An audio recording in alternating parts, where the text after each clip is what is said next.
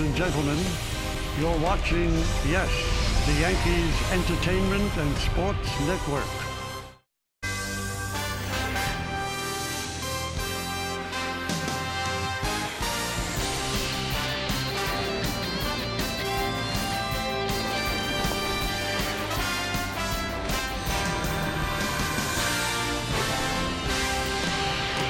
Well, those flowers say spring, but the temperature says not so fast. It is chilly and brisk here in Baltimore, but that doesn't stop Yankee fans from making the trek here and bringing their 2-month-old.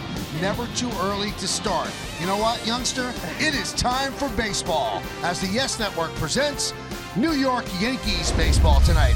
It's the New York Yankees against the Baltimore Orioles in the first game of a 3-game set from Oriole Park at Camden Yards here in Baltimore, Maryland.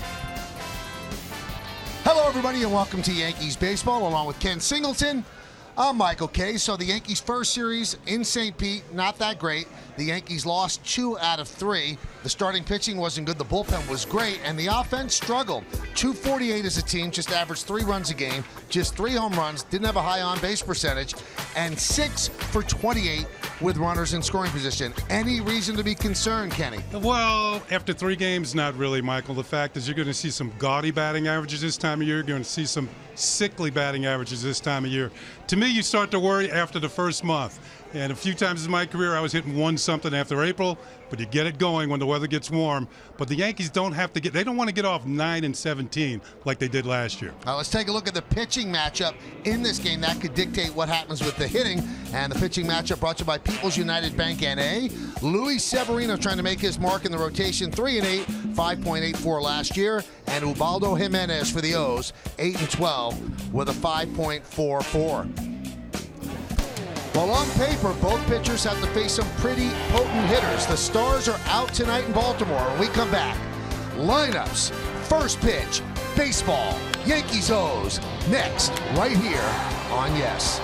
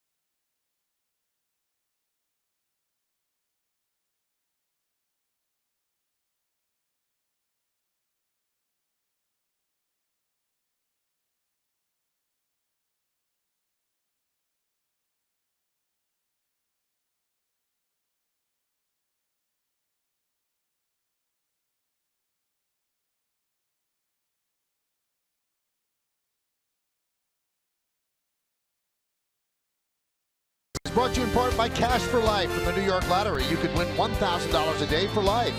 By Geico, 15 minutes could save you 15% or more on car insurance. Visit geico.com or call 1-800-947-AUTO. And by Honda, come test drive the Honda of your dreams at the Honda Dream Garage Sales event today. The Orioles have taken the field, and Patrick Mason is about to perform our national anthem. Oh, say, can you see by the dawn's early light what so proudly we hailed at the twilight's last gleaming, whose broad stripes and bright stars through the perilous fight o'er the ramparts we watched were so gallantly streaming, and the rocket's red glare the bombs bursting in air gave proof through the night that our flag was still there. Oh, say does that star-spangled banner yet wave o'er the land of the free and the home of the brave. All right.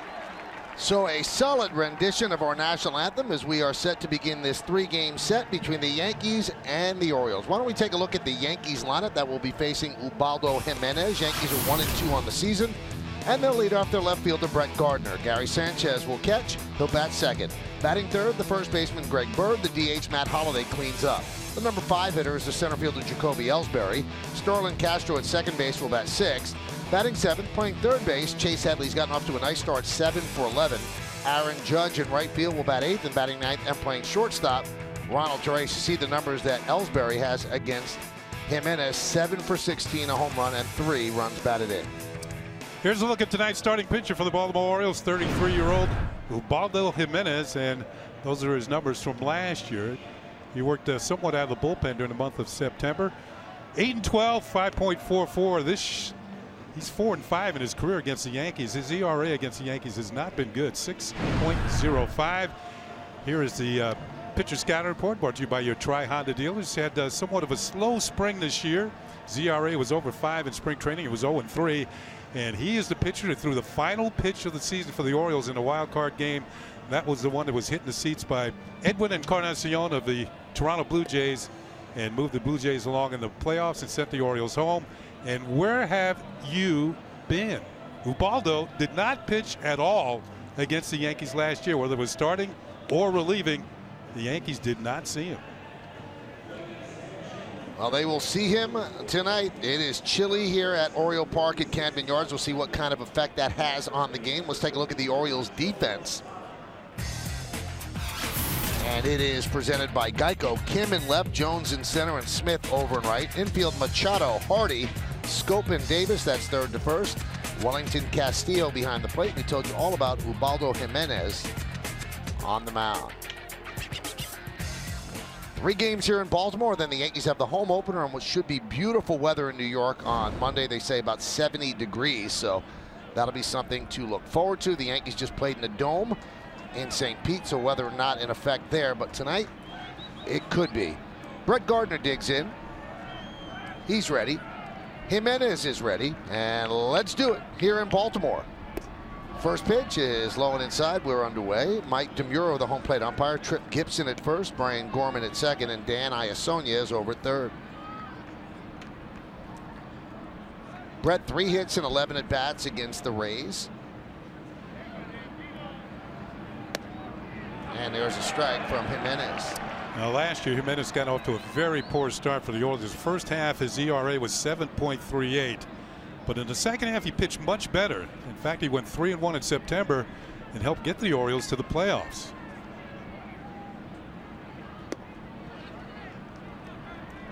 But one of his problems has been his delivery. You can see it's somewhat a little funky. And his control has been an issue throughout his career. Walks a lot of batters. Defense straight away for Gardner. The righty deals.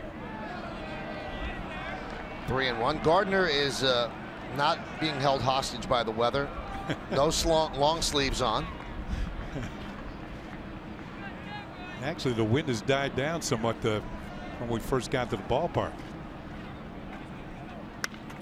Right now it's 46 degrees, and it will get colder as the night goes on, but better weather forecasted for tomorrow and Sunday.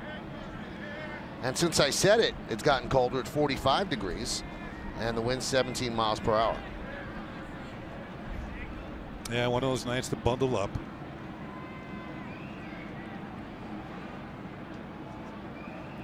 And the 3-2. There's a base hit for Gardner. Leadoff man on for the Yankees, and you could steal on Jimenez, so he could go. Well, Brett's looking for his first steal of the season after 16 last year. And it's one thing they talked about in spring training, Michael. They wanted to see him, with more than just 20 attempts. That's what he had all last year. His percentage was very good. 80% of the time he made it. 16 out of 20. Well, here begins what's been the problem for the Yankees offense. Sanchez 1 for 14, Bird 1 for 12, Holiday 2 for 11. And Sanchez has actually hit the ball well, and he's hit it at people, so he's looking for some hits and to drive in some runs. And a strike. The thing about this time of year, it's only been 3 games. If you have one really good game, you have a 3-hit night, I mean, you're back to where you belong just about. Talking to Mark Teixeira the other day, Kenny, he said it doesn't affect veterans if they get off to a bad start. He said it does affect youngsters because it starts to get in their head. That's very true. 1-1. Like I said, usually I used to gauge what kind of start I got off to 100 at-bats into the season, which is usually towards the end of April. Each month you want to get as close to 30 hits, or if you can, so 30 at 100, you're hitting 300. Runner goes, and Castillo cannot handle it. So Gardner with his first stolen base and no throw, and he's in scoring position. Looked like that pitch had a little bit of cut to it, and it broke off the webbing of the glove. Yeah, it was a breaking ball. Slider, and Castillo doesn't handle it cleanly. And Gardner with an easy stolen base, and now he's in scoring position. One thing about Castillo, he comes with a reputation for being a pretty good defensive catcher, but he did have 10 pass balls last year.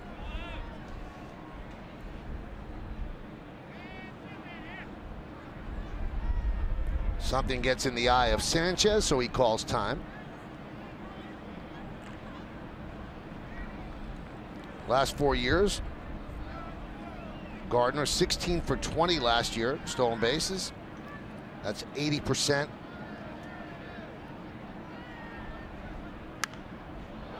Two and two.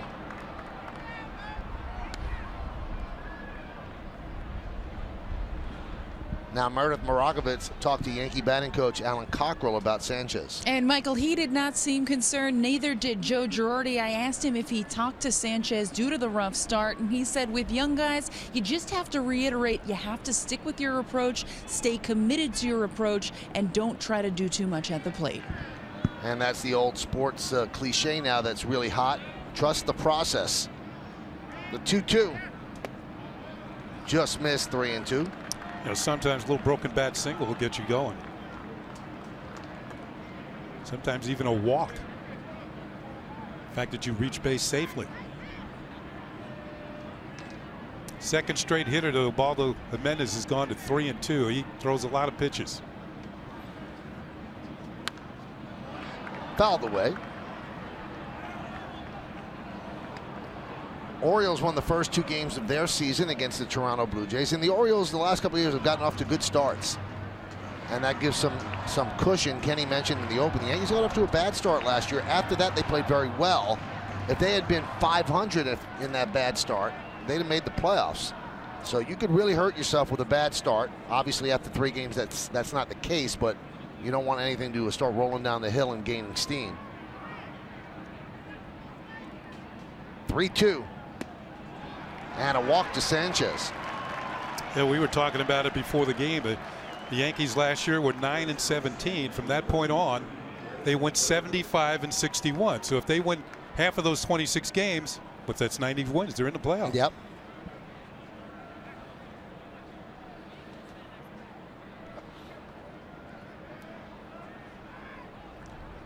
So here's Greg Bird. Greg 1 for 12. He had a bloop double down the left field line against the Rays. His only hit in those 3 games in the Trop. Yankees have first and second, nobody out. We're just underway at Camden Yards. And a strike. Yeah, Jimenez trying to open the door for the Yankees here in the first inning.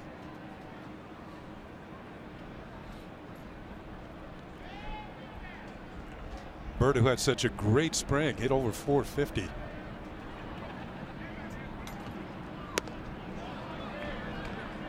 One and one. Just keep that approach. Don't press. Don't leave your zone. You can only get one hit every at bat. Yankees have used the same lineup in 4 straight games, all 9 guys in the same order. As Bird steps out. Gardner's at second. Sanchez is at first. Nobody out. Top of the first inning.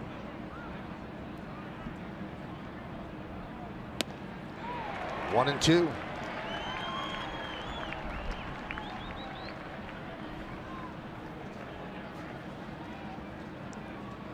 The flag seemed to be blowing toward left field. See if it would give a boost to any fly ball that way.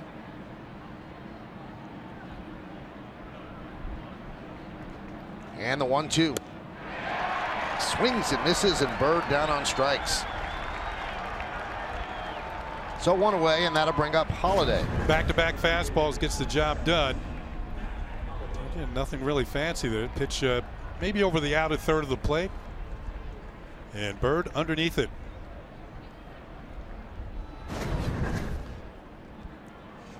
Here's Holiday, the Yankee DH, and it was a big day for the DH yesterday.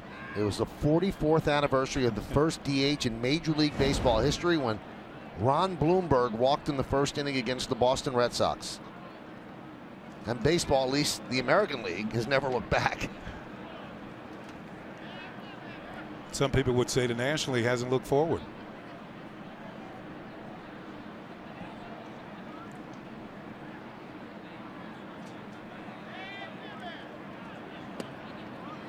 Missed outside to Matt, and the count 1-0.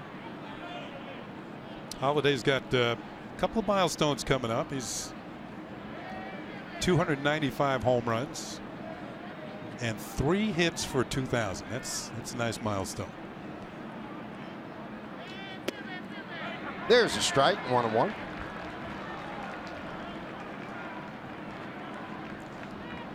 Gardner opened the game with a single, stole second. Sanchez walked, first and second, nobody out. Bird has struck out, so there's one down, and here's Holiday, the cleanup batter for the Yanks.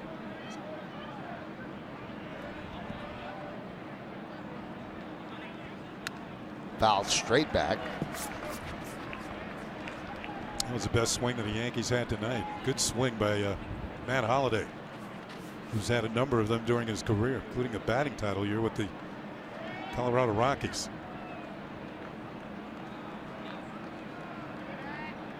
Speaking of Rockies, Jimenez pitched for the Rockies. His best year was with Colorado.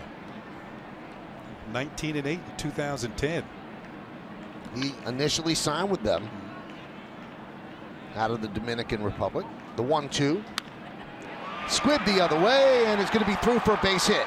Here comes Gardner. He will score. Sanchez goes to third. The throw comes to third, not in time. It's an RBI single for Holiday, and the Yankees have a run. Well, the Orioles were kind of shifted against Holiday, looking for him to pull the ball on the ground. It left a lot of the right side open, although he didn't hit this one all that well. He squibs it through for the base hit that's going to score Gardner, and it moves him within 2 hits of 2,000 as the Yankees take the early lead. There's Scope, who can't come up with it, and on into right field for Seth Smith. So Holiday picks up a ribby, and that's going to bring up Jacoby Ellsbury. He's gotten off to a nice start. 5 for 11, and we gave you the numbers during the lineups. He has good numbers against Jimenez. The number 5 hitter in the Yankee order. Sanchez at third, Holiday's at first, held there by Davis. Check swing, fouled away.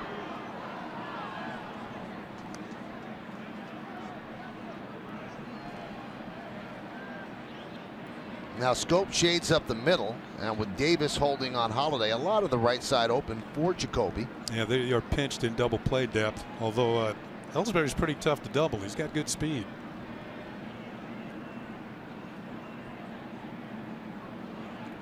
The 0-1. Pop foul out of play, 0-2.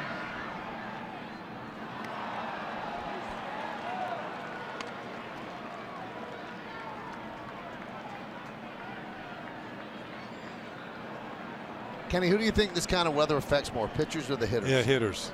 The pitchers are the warmest ones on the field because they're constantly in motion with the wind-ups, and yeah, they've got the most movement going on. 1 and 2. I did not like playing in cold weather.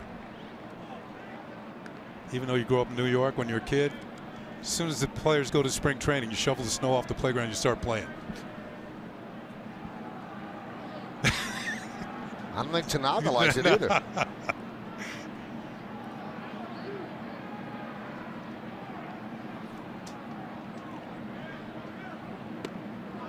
Two and 2. Yep, those were the days.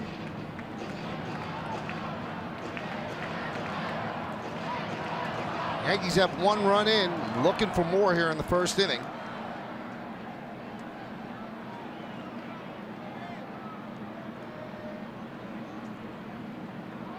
Swing and a miss. And Jimenez took something off that one, and Ellsbury down on strikes. See what type of pitch this was. Might have been a split change from Jimenez. He throws one. And Ellsbury, the Yankees were looking for even a decent fly ball. They would have gotten a run there. Instead, they're 2 down now. Both the outs coming on strikeouts for Jimenez. Here's Starlin Castro, 3 hits in 12 at bats, and 3 hits came in the opener against the Rays last Sunday. Sanchez remains at third, Holiday's at first. And Scope shades up the middle, but not by a lot. And a strike. And Castro's got the like the choker around the neck working. He's pulled it up. It looks like over just underneath his nose. He's used to cold weather. He played for the Cubs, for goodness sakes. Yeah, it was cold in Chicago early in the year.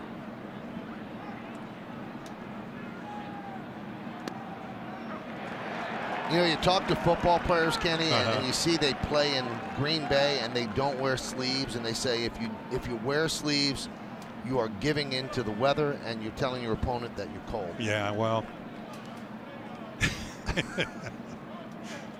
Was it Bud Grant who used to say if we have heaters, that means the other team gets them? Bounced up there. So he wouldn't allow the Vikings to have heaters back when they played outdoors. We're talking Minnesota. And then all the players chipped in and built the Metrodome.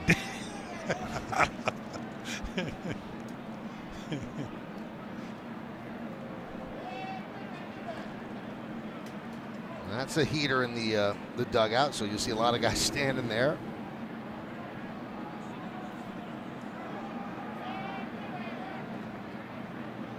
And the 1-2 popped up.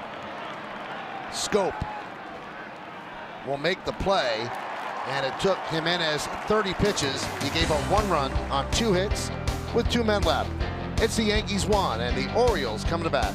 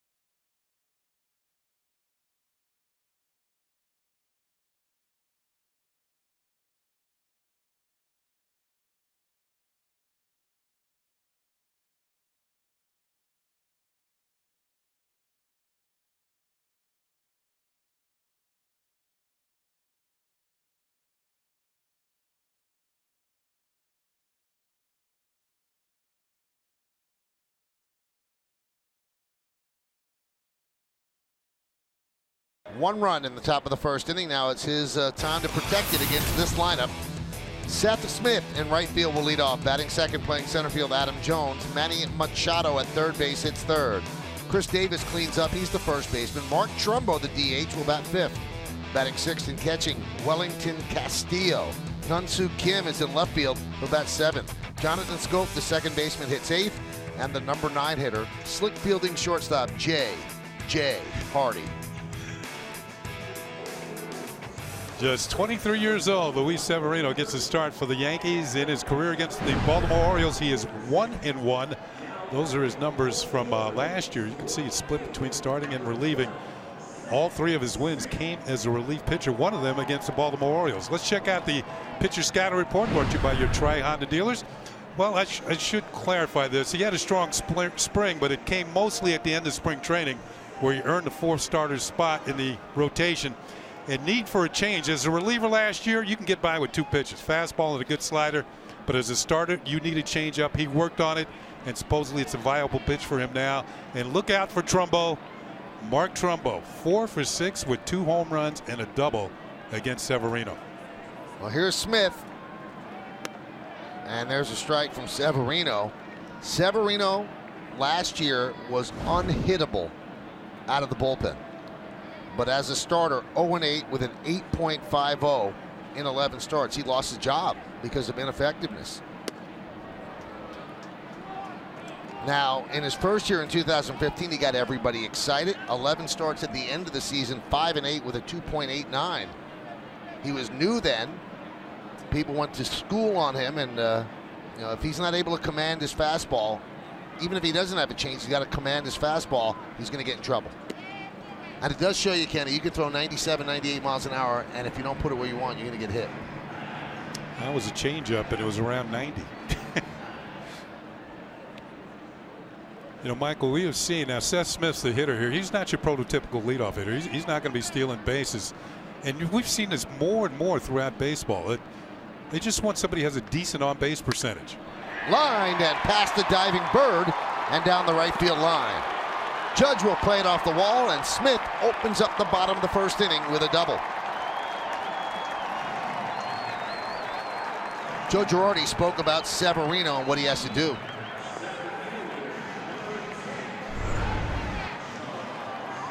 He's a guy that can get deep into games, I believe, and that is, you know, what we've continued to stress during spring training to him, pitching down in the zone. You can elevate from time to time, but if you live up between the thighs and the waist, you're going to get hit hard. Guys, Joe Girardi went on to say about that decision to keep him in the rotation and not send him to the bullpen where he had so much success. This guy's just 23 years old. We can't give up on him as a starter right now. There's too much potential. It's very easy to look at those numbers in the bullpen and say maybe that's where he belongs. They still believe he can have a successful career as a starter, and that is why he earned that number 4 spot. There's Adam Jones. And the pitch low. Well, his minor league numbers would suggest he should be a starter, but in the major leagues you need more than 2 pitches. In the minors, maybe there are 2 or 3 hitters in a lineup you have to worry about, and the rest of the guys you can get by on your natural stuff. Big leagues, you have to outsmart hitters from time to time. 1-1. We told you about his inefficiency as a starter, but as a reliever, he's practically unhittable. A 0.39 ERA. Opponents hit 105 against him. Ground ball and past Bird and down the right field line. That will score Smith. It's an RBI single for Jones, and the game is tied at 1. Boy, they tell you it's a game of inches. Wow. And Bird missed both of those by inches.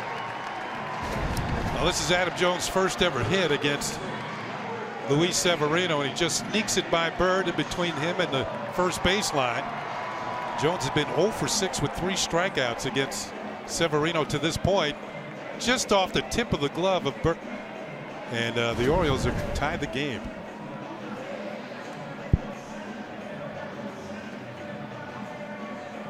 Well, you know that Severino wanted to get out of the gate strong just to get some confidence, and boom, double and a single, and he's given the lead away. Well, so much for the shutdown inning, huh? Yep. Here's Manny Machado, and there's the strike. Machado was 2 for 7 against Toronto.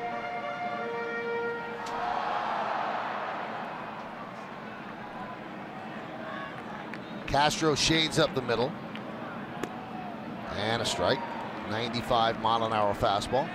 I was talking about leadoff hitters. At one time when Machado first came up, he was the leadoff hitter for the Orioles.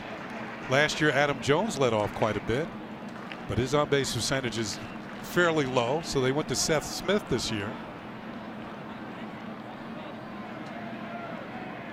I think the last real leadoff hitter the Orioles had was Brian Roberts.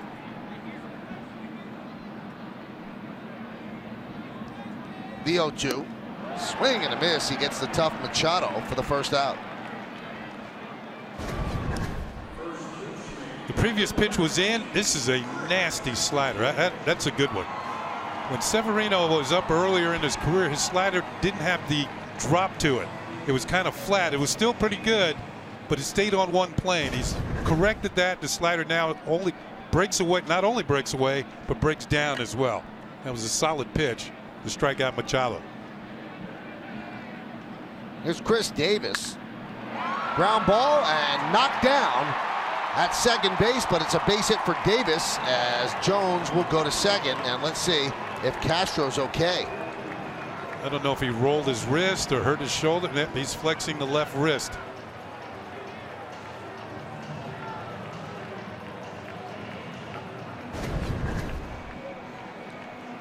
Ball was hit pretty hard. Yeah, you can see as he goes down, he rolls over that left wrist. And it appears he's going to be okay. You can see right away he'll take the glove off and flex the fingers and gets up slowly. That's going to go as an infield hit for Davis.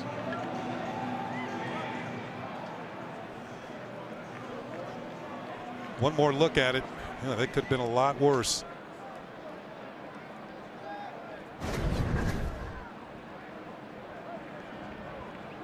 Now here's Mark Trumbo with runners on first and second. One man out, one run in. It's a 1-1 game.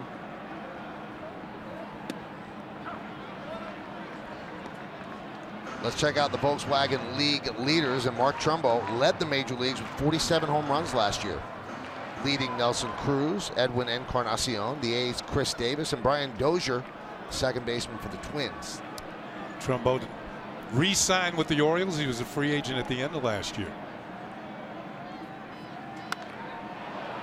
It was a strange free agent market, Kenny, because the money was not there for the big boppers except for Yoenis Cespedes. And we see Chris Carter hit 41 home runs, and the Milwaukee Brewers let him go. And Trumbo thought there's going to be a lot more out there for him, but it didn't turn out to be the case, and he signed a 3-year, $37.5 million deal. You know, the thing about it, Yoenis Cespedes is he's got more tools than Trumbo or Chris Carter, for that matter. More a well-rounded player. Fastball misses outside, 1-2. Yeah, Trumbo, I think he asked for more than double originally, and had to come down to, what'd you say, 30? 37.5. That's still a pretty nice neighborhood.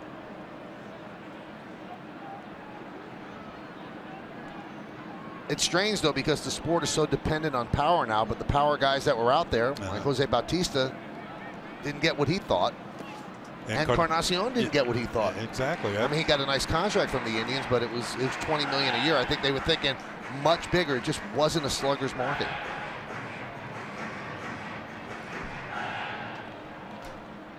You know, I think going to take the next hit, starting pitchers, because they're, unless you're a solid 7 innings or so like Clayton Kershaw, you're seeing less and less of that.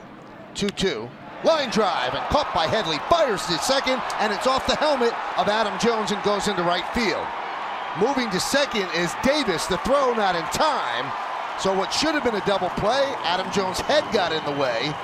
2 away, runners on second and third. Kind of ironic that the throw was made by Headley. And it hits Adam Jones in the helmet. Bounds away into short right field, and a runner's going to move up. I believe that's going to be a line drive for the out and an E5. A tough error for Headley. Adam Jones, well, sometimes you got to use your head. He does right here. And he's going to move up 90 feet to third base on the error. So big batter early now for Severino. Second and third, 2 outs here in the first, and here's Wellington Castillo.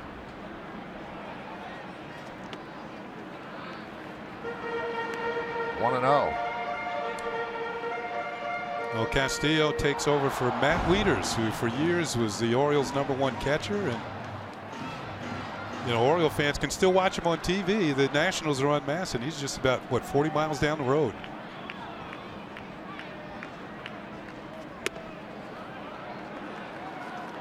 And Michael, you and I did the series in Arizona last year, and Castillo was catching for the Diamondbacks. Yep. His nickname out there with the was Beef. You don't hear that much here. I think it's because it's a crab cake sort of town.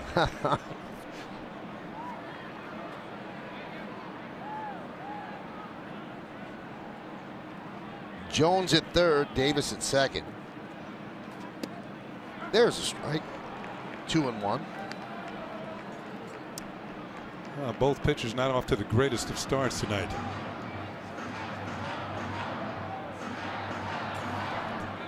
Severino has been sort of the victim of seeing eye hits here in the first inning.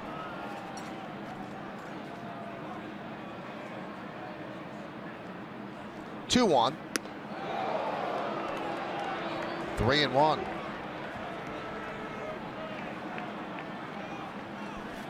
And Seth Smith, a line drive just past Bird. Adam Jones, a ground ball just past Bird. Chris Davis, a ground ball just past Castro, but they all count.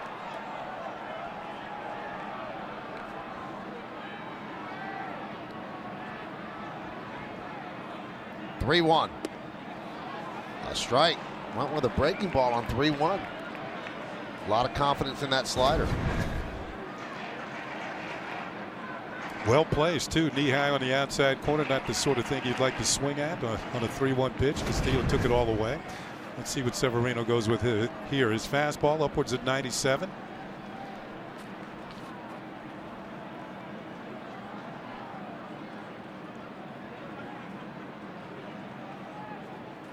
Swing and a miss. Got him. So Severino works out of further trouble. 1 run, 3 hits, and 1 error with 2 men left. We've played 1. A lot of ones. 1-1, Yankees and the O's.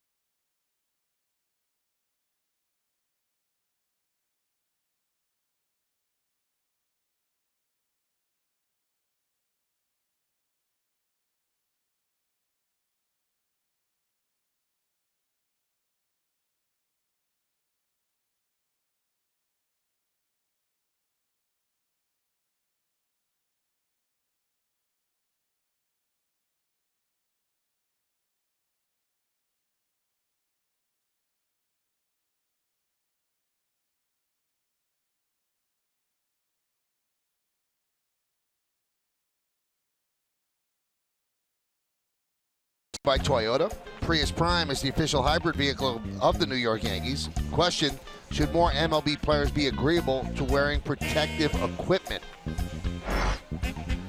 And Respect Jita says yes, they should. Protective gear helps minimize injuries, allowing players to have healthy careers.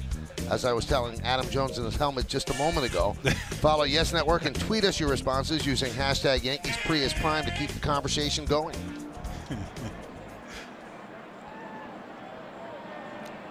Here's Chase Headley. And there's a strike. Let's see if these two pitchers settle down after shaky first innings. Michael, I was talking about gaudy batting averages this time of year and sickly ones early in the season. Headley has the gaudiest batting average in the American League. He's leading the league in hitting. After 3 games, he's hitting .636. Well, he has taken advantage of a lot of holes on the left side. As he's batting left-handed, he is not afraid to go the other way.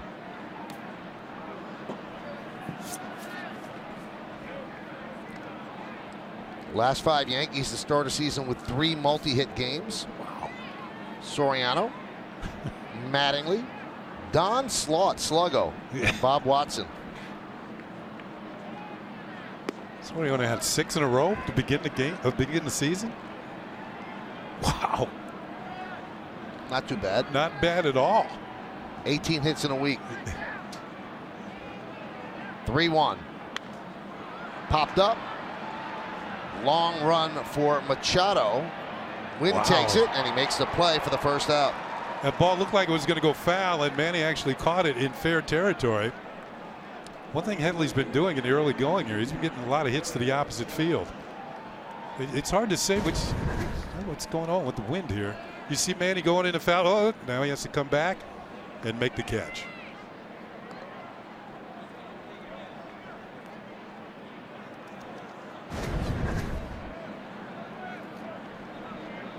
Here's Aaron Judge, 2 for 12 to start the season. Shift is on, 3 infielders on the left side. And a strike.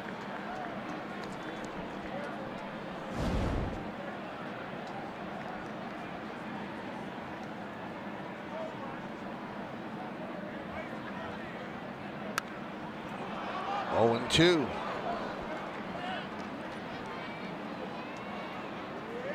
I asked Aaron before the game if he had been here at Camden Yards, or it's early in his career. He said, yeah, he was here last year, and he knows what type of hitting ballpark this is. 1 and 2.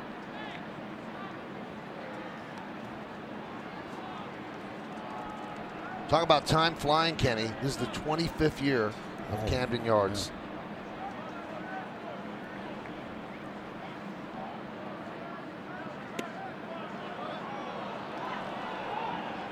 And the thing about this ballpark, it's a quarter of a century old, and it looks like it opened yesterday. Yeah. I mean, they've kept it in great shape. There's the patch signifying the 25th anniversary of Camden Yards. Swing and a miss. Judge down on strikes. 3rd strikeout for Jimenez. Looked like a splitter. Once his bottom falls out of this one, Judge is over the top. I think the one thing with Jimenez, you can't chase pitches out of the zone, as we look at this one on Yesmo, brought to you by your Mercedes-Benz Tri-State dealer. You got to try and get ahead on the count. The splitter's a pretty good pitch. It can be effective. That's his put-away strikeout pitch. If you can stay away from that one, get him early in the count, or let him walk you, you'll be all right. Over the head of Ronald Torreyes. The count 1-0. You know, that would have been a low pitch to. They just might have hit Aaron Judge in the knee. But Torreyes has to duck, get out of the way. I think other teams are aware that Torreyes is starting with a home run ball lately. Hit a home run in Tampa Bay, hit 2 in spring training.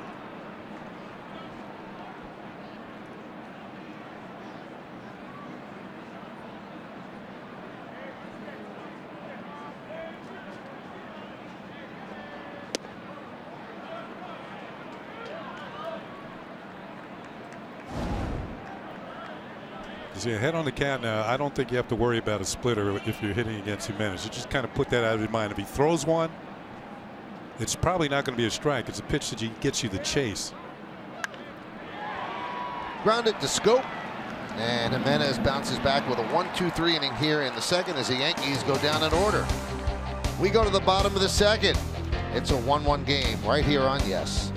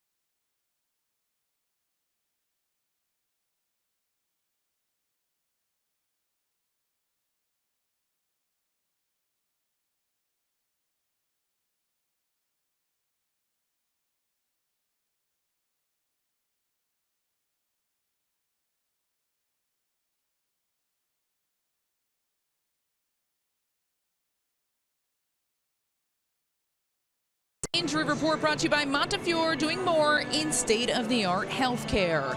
James Caprillion was placed on the minor league DL with right elbow pain. Guys, this is not what you want to see because the Yankees had such high hopes for Caprillion, not only this year, but last year they did as well. He was on the DL for the majority of the year with elbow pain as well. Now, General Manager Brian Cashman is here at Camden Yards, and I asked him what his level of concern is, and he just looked at me and said, I am very concerned, especially considering this is the second time that he's had an issue with his elbow throughout the course of his career. So time will tell exactly what the MRI reveals and what the doctor's reports are. It's awful news, Meredith, because there is so much expected and such a high ceiling for Caprillion as Kim swings and misses. This is a guy that was a first-round draft pick for the Yankees, and they actually thought that he was going to pitch in the big leagues last year. But the elbow flared up then. They rested him, and then he pitched very well in spring training. And everybody said, well, he'll be here in the second half. And now you just cross your fingers and hope that the MRI is not that bad of news. I think one of the issues is it's in the same area where it was last year. And he was shut down for the whole year, practically last year. So seeing this young man throw in spring training, I just said, wow, man, this can't miss prospect. Line to left field. Gardner's there. One away. Well, Ken, he's got wow stuff. Oh, he's definitely. And guys, he's told me he's not a guy that just wants to be in that starting rotation. He wants to one day help lead that starting rotation. He just has that mentality. He has that aura about him. He is very professional, and he acts like he belongs now, and he hasn't even thrown a pitch in the big leagues. Well, as soon as we find anything out, Meredith will get it to you, and if we hear any information on what turned up on the MRI. Jonathan Scope takes outside 1-0 as Severino, another of the Yankee youngsters, tries to bounce back after a shaky first inning. It's a 1-1 game.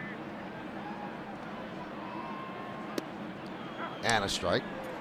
Recently concluded the World Baseball Classic. Scope and Didi Gregorius of the Yankees were teammates for the Netherlands.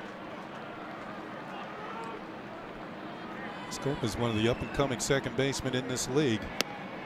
Hit 25 home runs last year.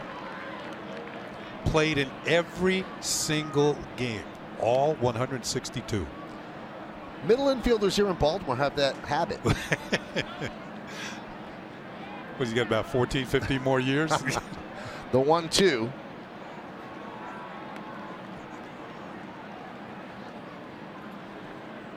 There's a guy who has the record. Number 8, Cal Ripken.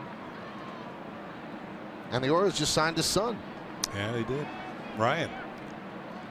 2-2. Popped up. Castro with the call and the catch. 2 away.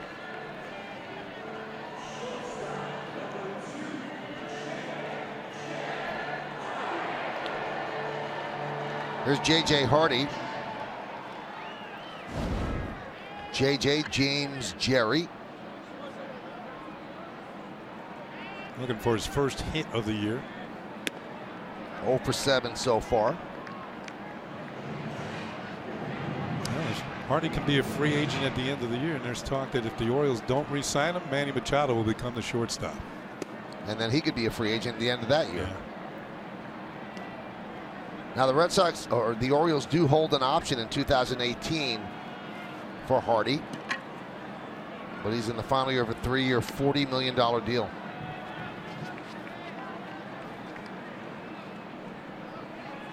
There is Manny, who, while Hardy was on the, well, he was injured in spring training with back spasms. Manny Machado did play shortstop in spring training, and he played last year when Hardy was hurt at shortstop.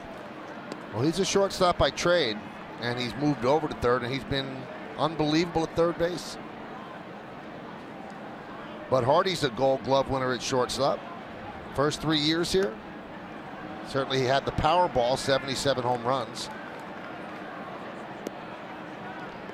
And now the last 3 years, he's had some injuries, and it's dropped to 26 home runs. 3-2 count on the number 9 batter. Severino deals. Hit sharply, and a diving stop by Torres. He gets up and fires. Not in time. Couldn't get enough on the throw.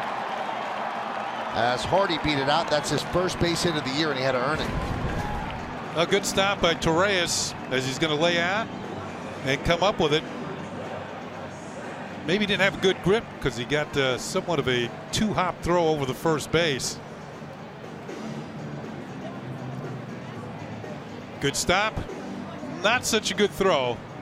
And Hardy's going to beat it out. The inning will continue. He tried to get rid of it quickly. Maybe didn't get a good grip. And you can see that left foot hits the bag before the ball's in the glove of Greg Bird.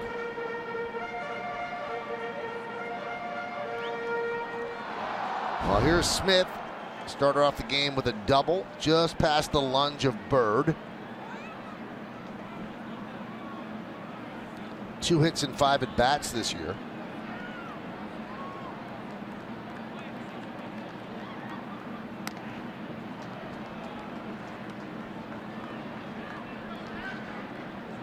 The Orioles got Smith for Giovanni Gallardo, former second-round pick in 2004 out of the University of Mississippi.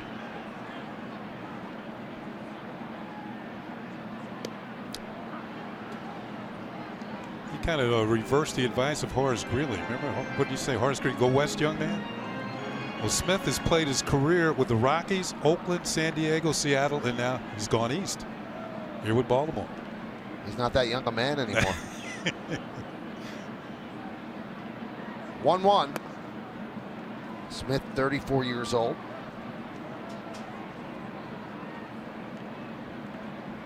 As I said, not the prototypical leadoff hitter.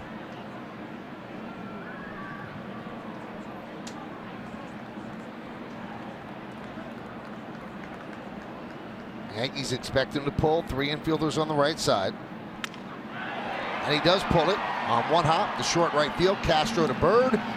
And that'll do it. In the second, no runs, a hit, no errors, and 1 man left. Let's take it to the third. It's a 1-1 game.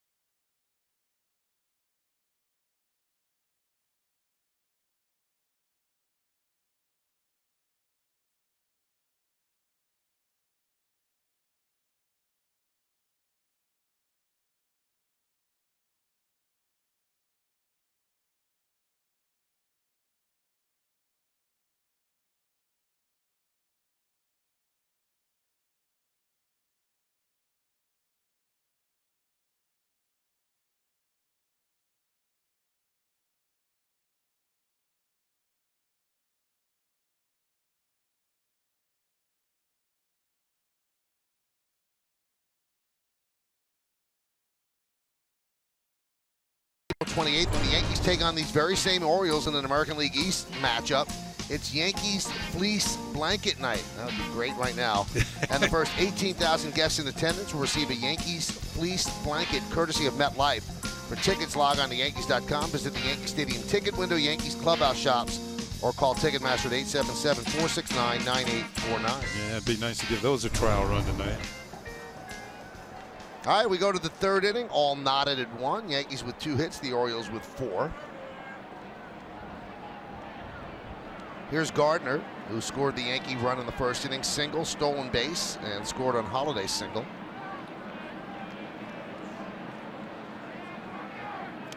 So Brett was so concerned. Didn't have a great year last year, had a really sluggish spring training.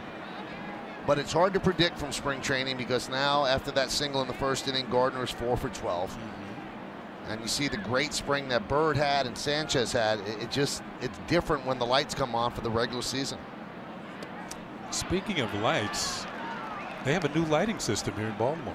LED system, energy saving. I think I read 54% energy saving of the lighting system, and they have a brand new field as well. The new grass installed here at Camden Yards.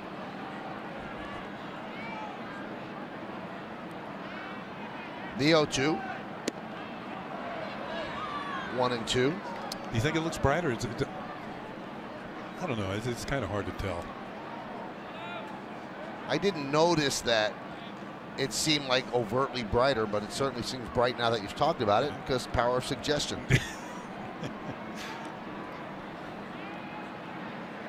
The 1-2. Line drive, left field, a base hit in front of Kim. So Gardner is 2 for 2.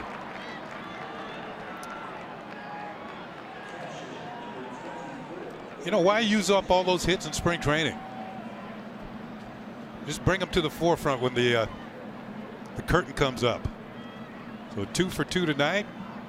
Already with the stolen base. You know the Orioles are thinking about that again. That's how Yankees scored in the first inning.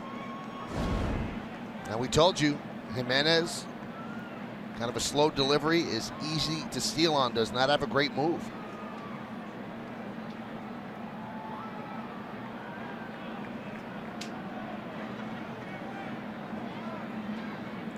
Here's Gary Sanchez, pitches high. Yeah, one thing you'll notice from the stretch, how he has a fairly high leg kick. Michael's talking about he's slow to the plate, and he also drops his arm way behind him as he does from the windup to make his delivery, and that slows things up as well.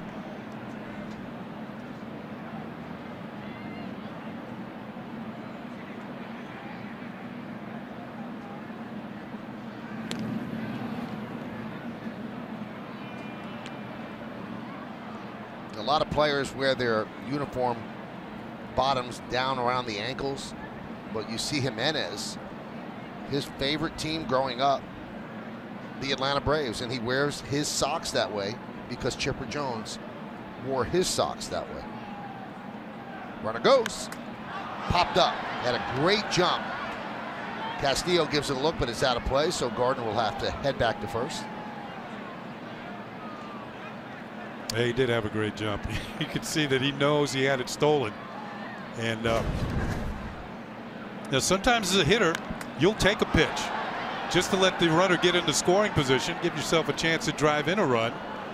But I think with Sanchez off to somewhat of a slow start, he's not going to pass on a pitch he feels he can hit. And also, Kenny, that's one of the negatives of batting him second, because he's there to hit home runs and drive in runs. So he's not going to take pitches and get behind in the count.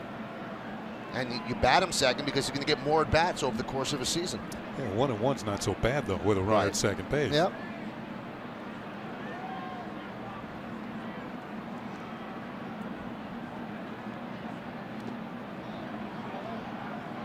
Kenny mentioned he might not receive the ball as well as he used to, but Castillo has a really good arm. Yeah.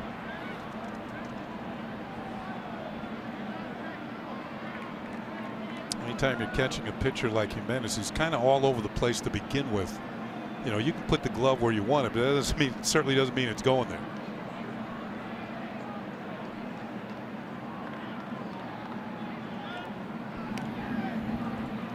I think Castillo might have gotten hit by a backswing, Kenny. This is on the foul ball that. Oh, my wow. Goodness. That's why catchers wear helmets nowadays. Man.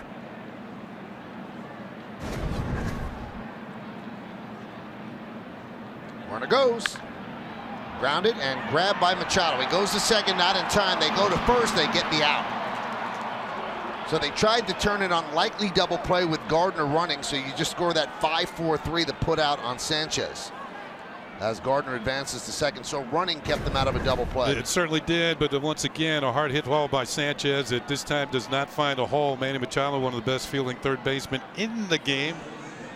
A lot of people would say it's he and Nolan Arenado of the Colorado Rockies are the two best. He took a chance trying to get the force at second, couldn't there, but Scope has a very strong throwing arm. You see Gardner obviously safe at second base. And Scope was able to get it to first for the out.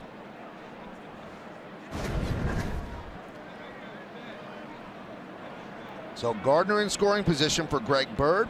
Bird struck out in the first inning with runners on first and second, nobody out. And there's a strike.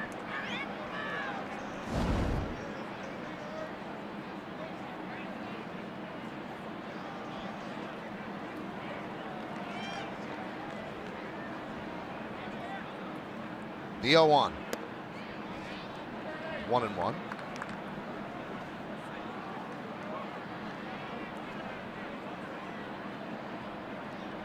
Bird's only hit a bloop double just inside the left field foul line. He's looking to drive one in. Let's get Gardner in. Yeah, one of the better pitches by Jimenez there, an off-speed pitch for a strike. And he struck out Bird on a fastball his first time. Struck him out swinging. As a hitter, you got to remember that sort of thing. Try not to let it happen twice in one game. 1-2. He went with the splitter. You're more apt to see that pitch with 2 strikes and Jimenez ahead in the count. So if you remember that during the course of the game, it's a pitch he wants you to chase. He doesn't really throw that for a strike. I think Bird broke his bat.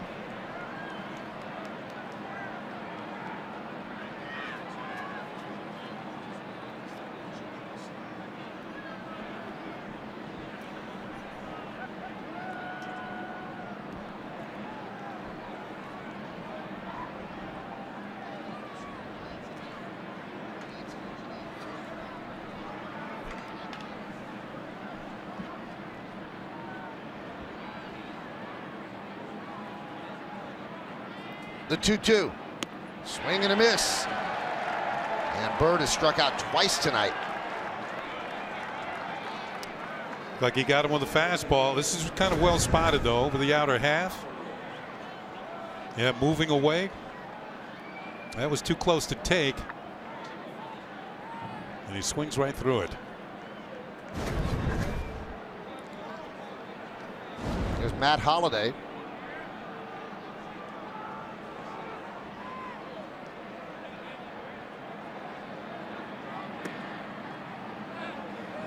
Count 1-0. Holliday got the ribby in the first and he kind of squibbed the ball through the right side. And that scored Gardner.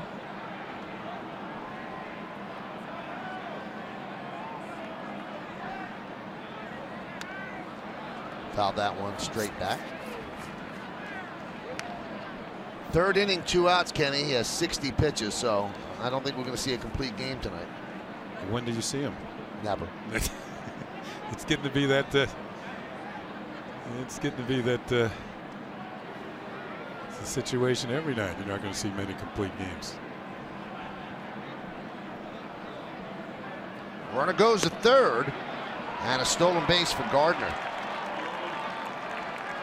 Gardner knew he had a stolen base because you don't steal third with 2 outs unless you know you have it stolen. Well, he's timing Jimenez, who was taking one look and then throwing to the plate. Castillo realizes he's going to be safe, doesn't even throw. You might say, well, this is with 2 outs. Now he's at third base. But Jimenez is the type of pitcher, he's kind of wild from time to time. So a wild pitch could score Gardner from third base.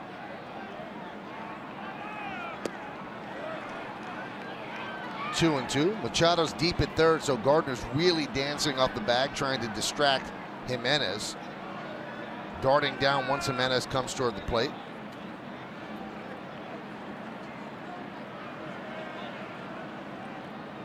Long look.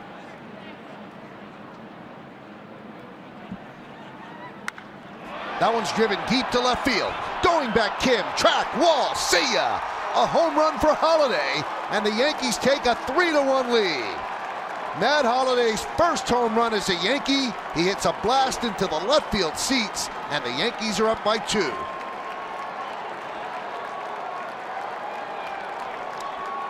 Well, he's driven in all 3 runs tonight, and that was a career hit 1999. And also career home run 296. Yeah, something up in the zone and hanging. It looked like a splitter. Didn't split very well. Split in a hurry. Got out of the ballpark.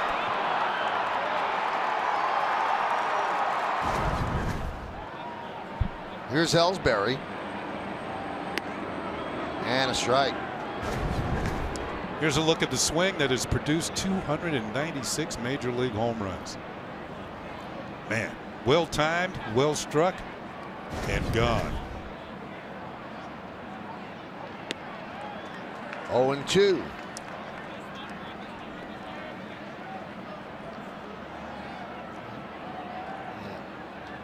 Young man has the ball. Is it the Yankee fan who had it? No. Ooh. Might be. Fly ball left field coming on is Kim, and he's there to make the play, but the Yankees take the lead. 2 runs, 2 hits, no errors, and nobody left. The big hit off the bat of Matt Holliday, his first Yankee home run. When it lands in the seats, the Yankees have a 3-1 lead.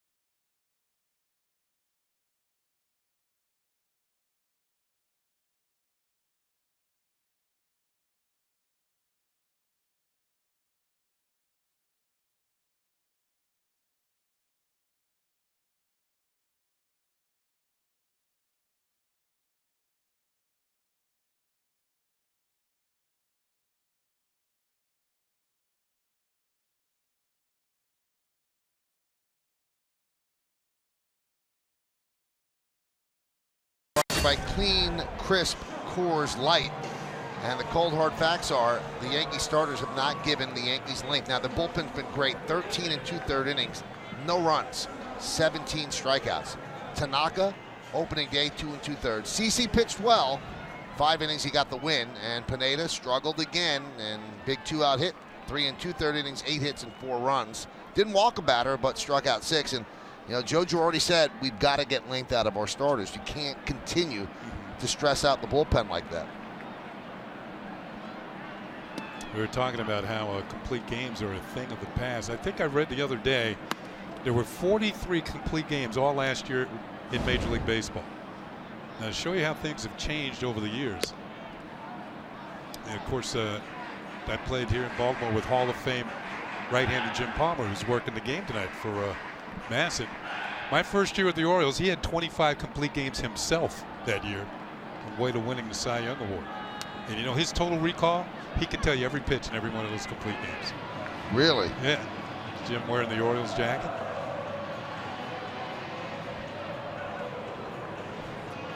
And that's Gary Thorne.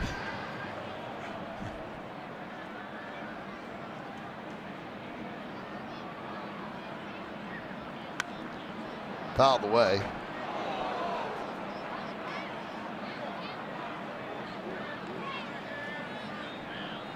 And all the bullpens now are loaded with pitchers who throw 95 plus. And I remember the Yankees in the late 90s, early 2000s, the whole thing was to get the starting pitcher out of the game, and then they really went to work on the bullpen. Well, I think in a way, those Yankees are to blame of the buildup of the bullpens. The other teams are figuring out how are we going to fight this, and they started throwing pitchers into the bullpen throwing 95 plus. Adam Jones has struck out. And Jones is upset because DeMuro called it without checking the first base umpire. And I know that's something that really bothers Paul O'Neill. He said there's no way you could look at the pitch and look at the swing. Well, let's see. You know what? I have been watching games. I've watched several games, not only Yankee games, and it seems to me umpires, if you start the bat now, they're calling it. Whether you checked or not, they're calling it a strike more often than not. I know a lot of hitters don't want to hear this, but most of the time you do go around.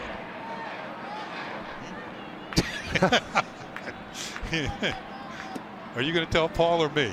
Oh, I'd be glad to tell him. David Cohn had an interesting take on it, and obviously this would matter on where you set yourself up in the box. He said if the bat crosses the front of home plate, it should be a swing. Well, you don't agree? Well, Coney's a pitcher. Right.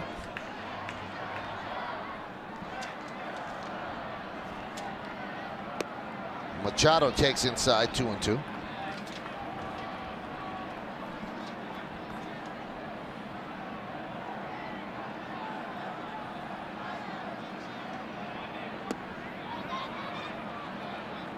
That time they do check with Tripp Gibson. He said no. It's one way of speeding up ball games, but starting to call everything. There's the intent there. He wants to swing the bat, but he's going to put the brakes on. Now he checked the swing. Is that different from Adam Jones's? Not too much. That one he went around, and he's down on strikes.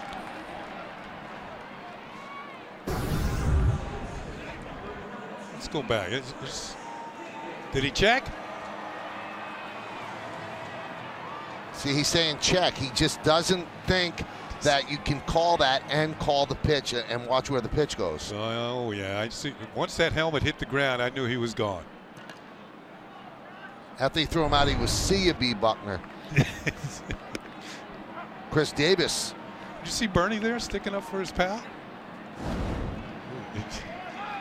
Togetherness. Lined right at Bird, and Severino with a 1-2-3 inning here in the third inning. We played 3 in chilly Baltimore, and the Yankees lead by a score of 3-1.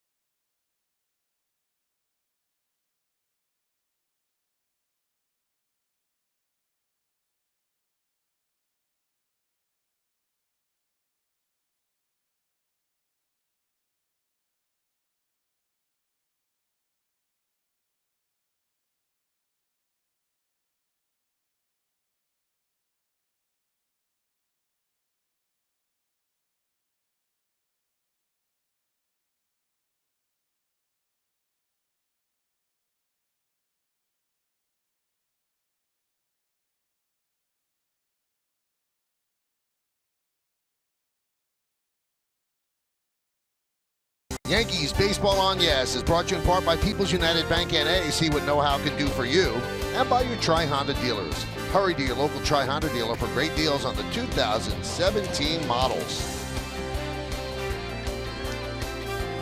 Starlin Castro will lead off the fourth inning against Ubaldo Jimenez. Swings at the first pitch and fouls it off. So a 2-run home run by Matt Holliday. And the Yankees have a 3-1 lead. First game of this 3-game set. And that, of course, is on the Audi scoreboard.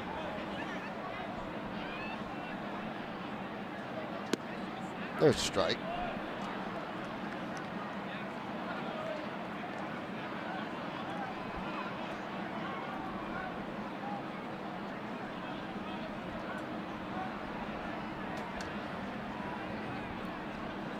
And the 0-2.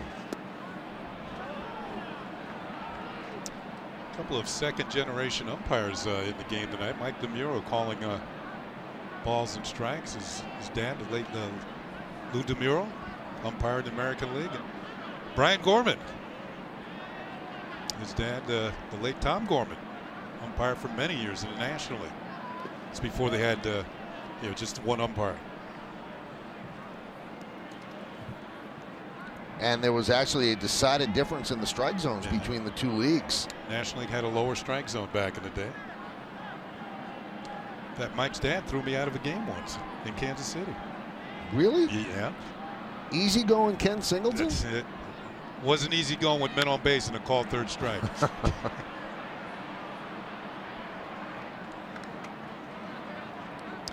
Now the strike zones were different, Kenny, because the equipment to protect them were different. Yeah, although during my time in the American League, a lot of umpires did away with the balloon protectors. Right. They started going with the chest protectors inside the jackets. But I remember getting called that, and I didn't agree with it. And by the time Earl Weaver got out to kind of protect me, keep me in the game, I was out of the game.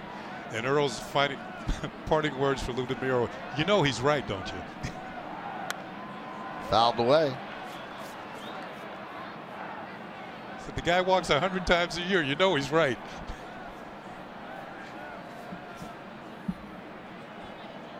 And Earl could not have been pleased that you got thrown out. He probably wanted to get thrown out. I don't think he did. And the 2-2. Loop to right field coming on is Smith, and he's going to have to play it on a couple of hops. So a base hit for Castro. Smith throws behind Castro. Gets by Davis, but backing up Castillo. Well, maybe the Yankees are starting to answer back with some blue hits. Baltimore got their share in the first inning. Castro will take one here. They all count. Castro led the National League a few years back with the Cubs. He had 207 hits.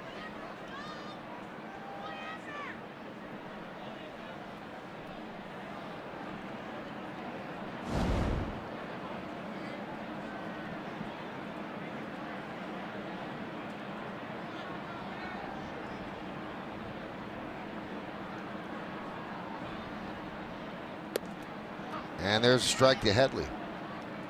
Michael, you were talking about Headley's slow start last year. Now he's got 7 hits already this year. He didn't get his 7th hit last year until April the 20th. And no extra base hits in those 7.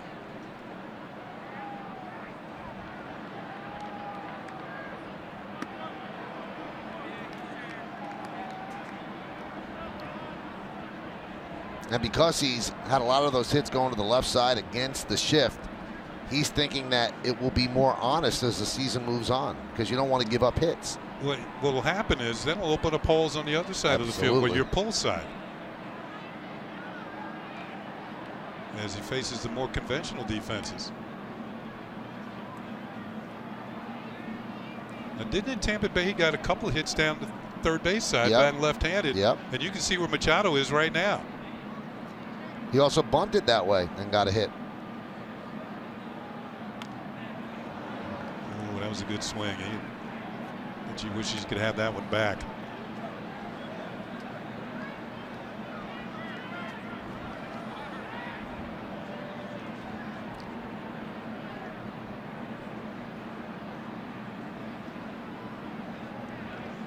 You can see the wind whipping up as the pants are flapping in the breeze.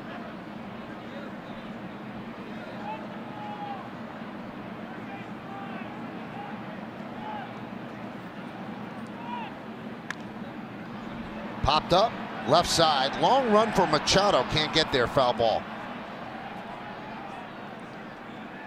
Now the shift cost him an out, because if he's playing third base, obviously that's an easy play, but essentially he's playing shortstop.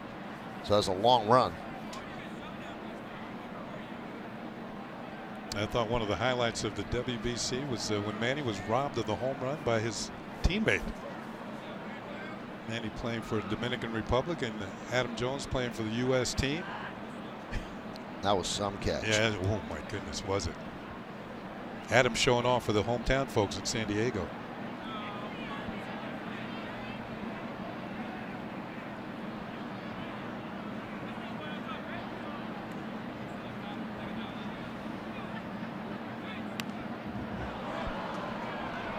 You know, you hear that somebody grows up in San Diego and you're picturing, you know, the Coronado Resort, something like that.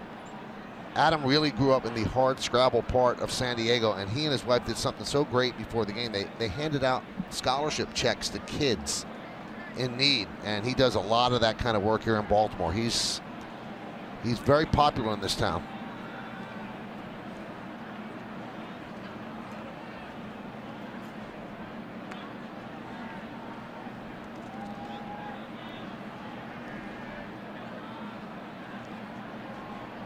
So 2-2 on Headley.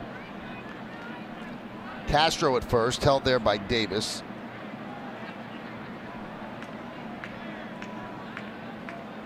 And Jimenez takes a lot of time. And Headley steps out.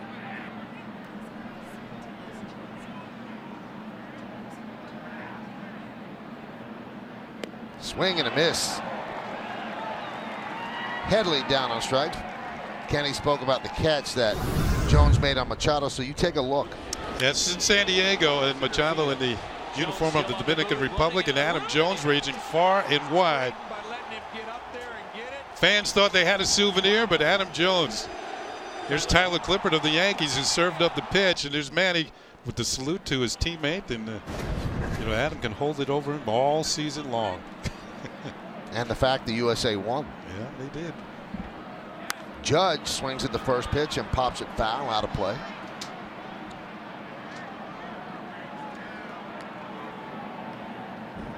'81 pitches for Jimenez, just one out here in the fourth inning. Now you can see the difference in the bullpens, which pitcher is doing better. You see the Orioles, there are a lot of Orioles out of the dugout, they're stretching. They're anticipating that they'll be in the game because the pitch count is getting up there. On the Yankee side above them, everybody's still seated. They know that Severino's pitch count is a little better. They may not get in the game so quickly here.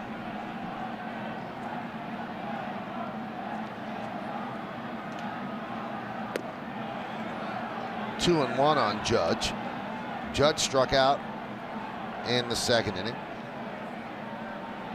All right, if you Judge here, you know the pitches that Jimenez has, but the fastball should be the forefront. That's his best pitch to get over the plate. He doesn't want to go to 3-1. Grounded to short. This could be two. There's one on to first. It's a double play. So Judge bangs into a 6-4-3 double play. No runs a hit. And because of the DP, nobody left. We go to the bottom of the fourth.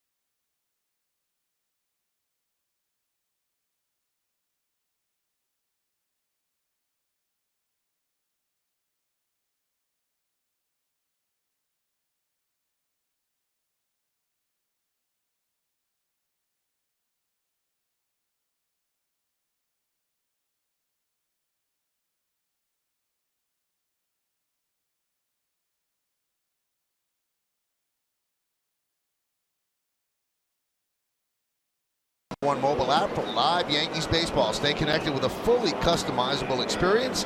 Get Yankees home screen icons and app features, as well as game day live game video highlights, radio broadcast, statcast, news, and more. Download MLB.com at bat today.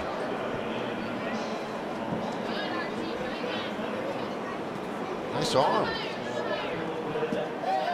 3-1 Yankees lead. Here's Trumbo. And there's a strike. Audi scoreboard. 3-5-1 Yanks. 1-4-0 Orioles, and the difference in the game, a 2-run home run by Matt Holliday in the third. 1-1 on Trumbo, who lined out to Headley in the first inning. It was almost a double play, but Headley's throw to second hit Adam Jones in the head, carried him into right field, allowed the runners to move up.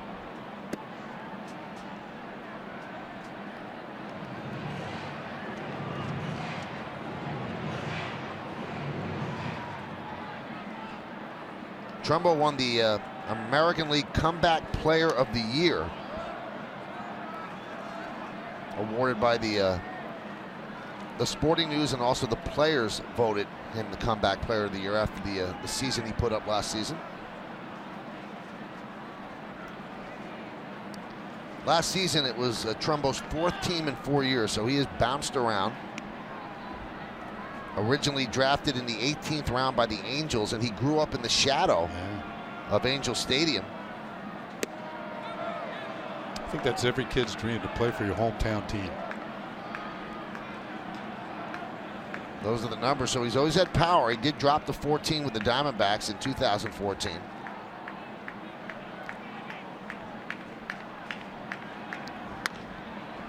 Chopped right side. Castro.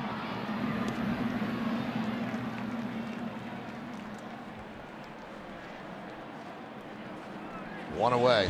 Kenny, did you see the situation with Yadier Molina of the Cardinals? A Brett Cecil pitch somehow stuck to his chest protector. You know, I did see that highlight this morning. And he strikes out Caesar. Molina trying to protect her. What do you think was going on there? Now, Brett Cecil said today he denies. That one's popped up on the right side. Long run for Judge. And did he make the play? Yes, he did. Nice play by Aaron Judge. Wow. Judge, Ball, and Wall all came together, but Judge held on. You know, he makes the catch, but I think they're going to have to check the wall after this. Judge is okay. Nice running catch. Well into foul territory. Holds on. And you see the wall give. Wouldn't you? I'd have been running the other way if I was a Wall. Here's Kim. Whoa. Severino falls off the mound. Like he caught a spike.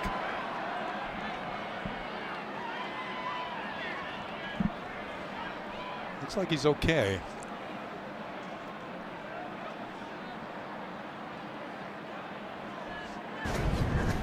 Well, this could have been very dangerous. We hope that Severino is okay.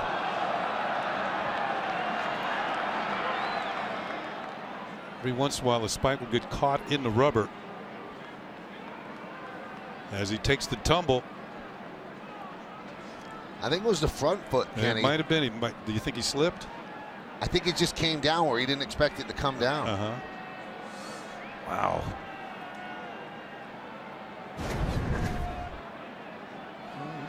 Looks like he's going to be all right. Remain in the game. He did deliver the pitch, so it's a ball. And finishing up the Cardinal story, Brett Cecil said today that he insists that the ball was not doctored. Well, something was sticky, because there's no way through physics that the ball should stick to his chest protector. Either the chest protector is sticky, or the ball was sticky. I would go with the chest protector. You're saying there was no pine tar on the ball? I mean, it'd have to be an awful lot of pine tar. And just seeing Molina, who's one of the greatest catchers defensively of all time, just not know where the ball was, and it stuck to him. Like Velcro.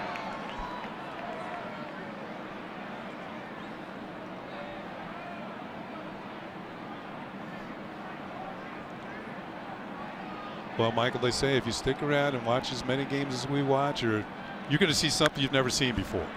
Ground ball back to Severino, and he works a 1-2-3 inning. He has retired 7 Orioles in a row. Looks like he's okay. He has the 3-1 lead.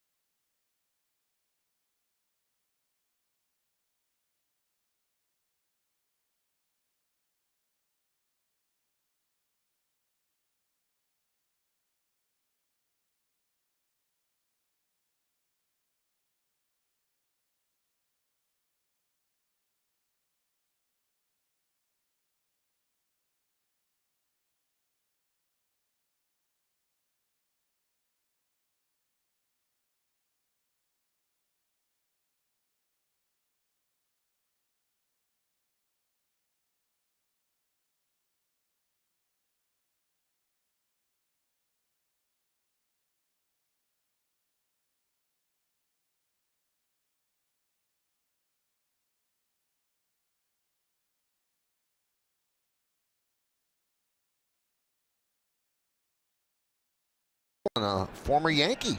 Thank you, Bob. As usual, Bob all over it. Here's Ronald Torreyes, GMC scoreboard, 3-1 Yankees lead. And a strike. Torreyes grounded to second in the second.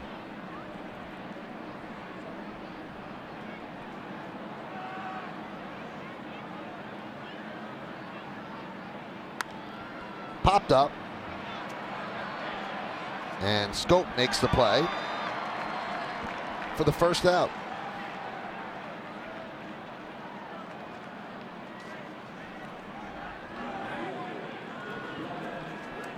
Torreyes saw it work for Castro. He didn't quite get it far enough into the outfield on that blooper. That's going to bring up Brett Gardner, who's had a great night so far. 2 for 2, 2 stolen bases, 2 runs scored.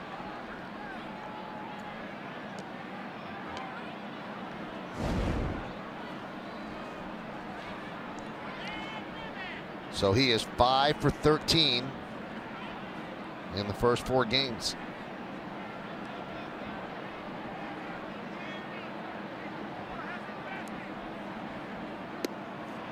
Off speed inside, 1-0. Machado even with the bag at third, just on the lip of the grass. And you can see Davis at first. He's up a bit. Of course, Gardner has the ability to bunt. Might be looking for that third hit of the night via the bunt. No, off speed. 1-1.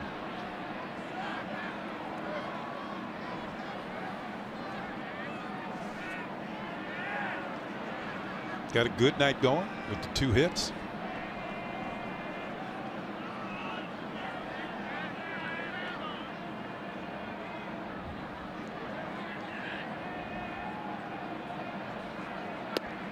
Now it's a new season, Kenny, so give us your rating system again. 2, 3, 4 hits. 1 hit is okay. Okay. 2 is good. 3 very good, and 4 is a great night. 5 is a Hall of Fame night. Oh. Yeah. Those don't come along very often. Line drive, base hit down the right field line. Will be the 3rd hit for Brett Gardner. He'll motor into second, and he's going to stop right there as Smith gets the ball in. So Gardner is 3 for 3.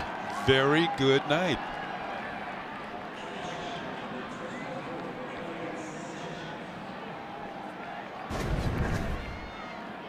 Let's see, the pitch is in, and it kind of leaks a little bit towards the middle, and Gardner's right there.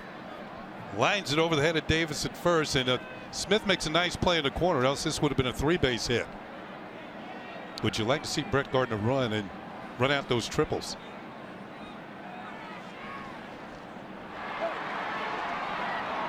It's not how fast you go, it's how you go fast. And the pitching coach, Roger McDowell, comes out to talk with Jimenez, and there's action in the Orioles bullpen.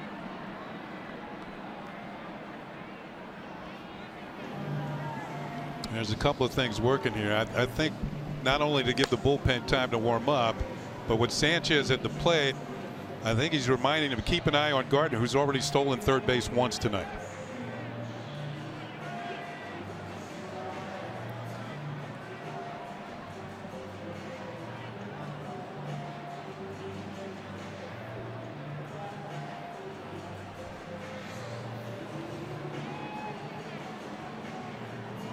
Buck Showalter in his first 2 games have seen Kevin Gausman and Dylan Bundy pitch very well for the Orioles. 2 young pitchers they're relying on to take that extra step. You know, in the absence of Chris Tillman, who's bothered by his shoulder and is on the disabled list, he's their #1 pitcher. Sanchez has walked and grounded to third. Pitch high. Now let's see if Jimenez falls into that same situation where he just took one look at Gardner and then delivered to the plate.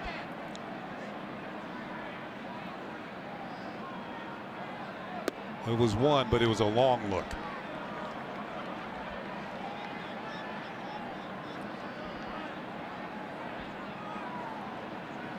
Orioles have 5 righties and 3 lefties in the bullpen.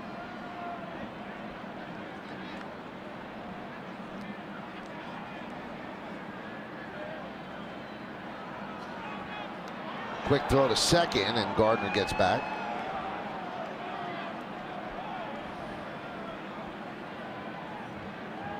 Here's where Gardner is valuable on the bases.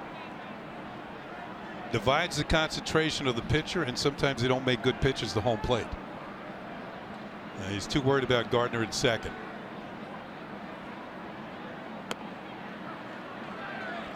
Two and one on Sanchez.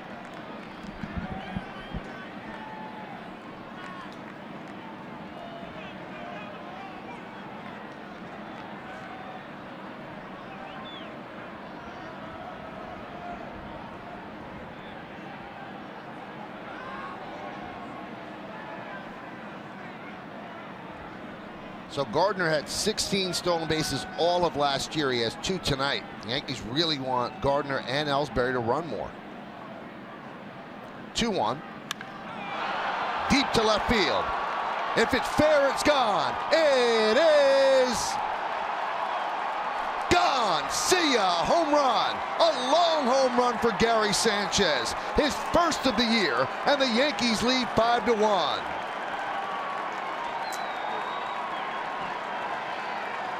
I know Sanchez hit it, but Jimenez was worried about Brett Gardner at second base, who had already stolen 2 bases.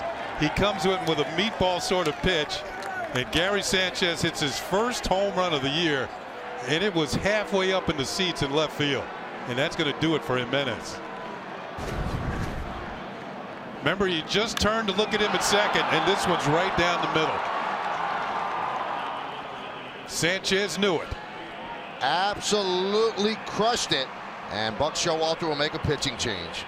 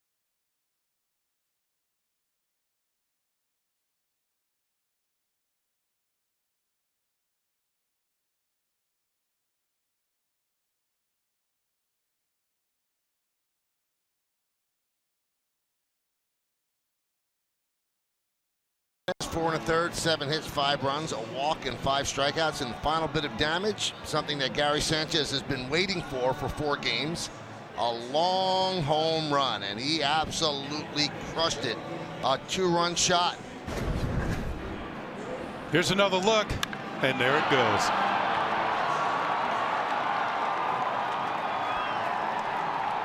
Mike, I don't remember him hitting very many cheap home runs. I mean, when he hits them, they are tagged. You know, if you look at 2, 3, and 4 in the Yankee order, Kenny, coming into today 4 for 37 and looking for damage. Well, they have a 2-run home run by Sanchez, 2-run home run by Holiday. Now Bird's looking to join the party against Oliver Drake.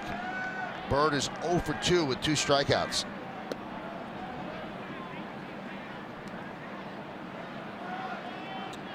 Go back to 2008. Drake was a 43rd round pick of the Orioles. 43 rounds.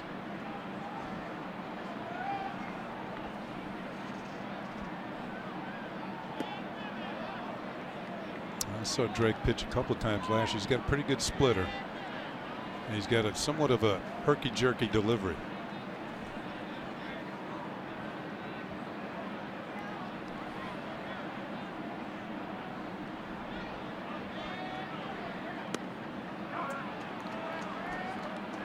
Two and one.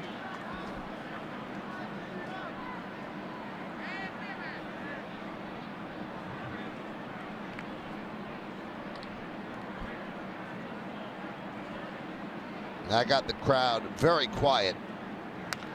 Grounded foul. 2 and 2. All right, Meredith Marakovitz has more on Bird struggles. He's talked to Alan Cockrell.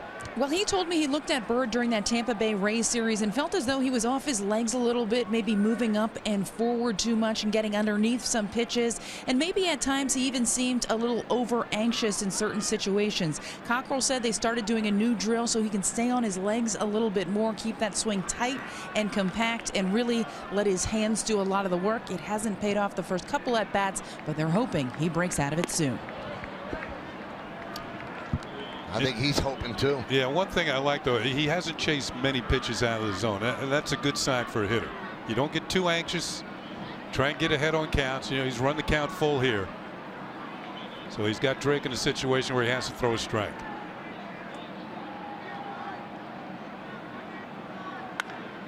Ground ball into the shift. Scope is there, and he gets Bird for the second out of the inning. 5-1 Yankees. So the story, the home runs by Holiday, by Sanchez, 3 hits, 3 runs scored by Brett Gardner.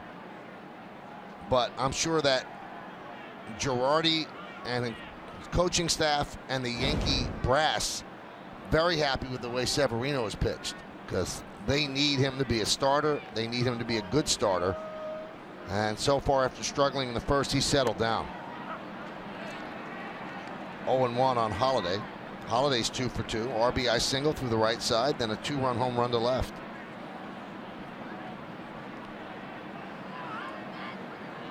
Next hit is 2000, Michael.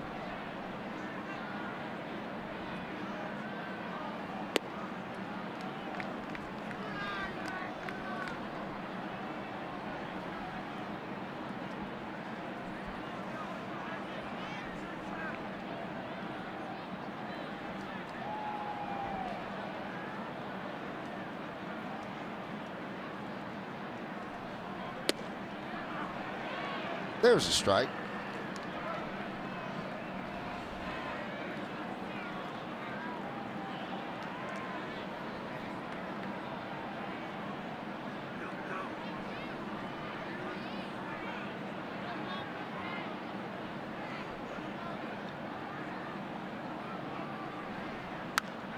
Fouled away.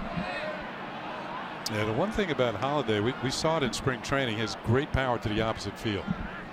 Which should play very well in the Bronx at Yankee Stadium. And you saw an example of his pull power the last time up.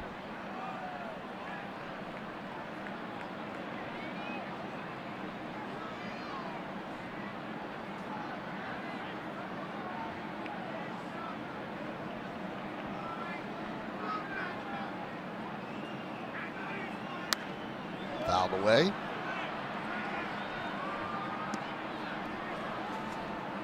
Remember Hall of Famer Tony Perez used to say, you're not really a home run hitter unless you can get a home run anywhere in the ballpark.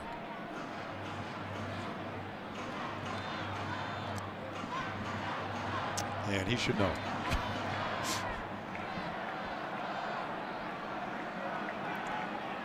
Top of the 5th inning. The Yankees lead 5-1 over the O's. First game of a 3-game set.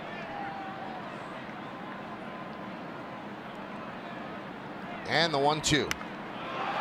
Deep to left, but foul.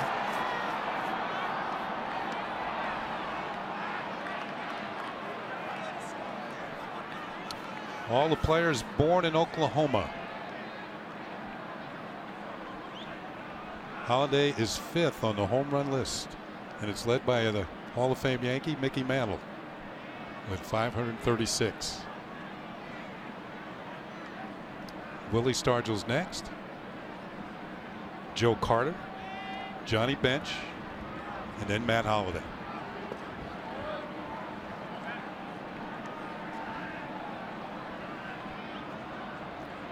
Two and 2 on Holliday. 2 balls, 2 strikes, 2 outs. And Holliday is 2 for 2.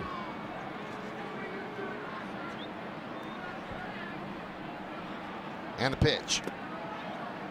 3-2.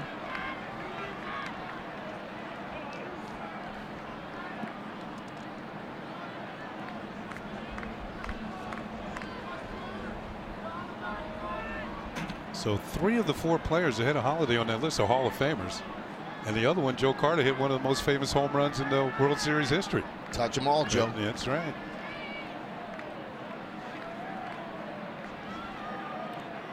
Three-two. And Holiday works a walk.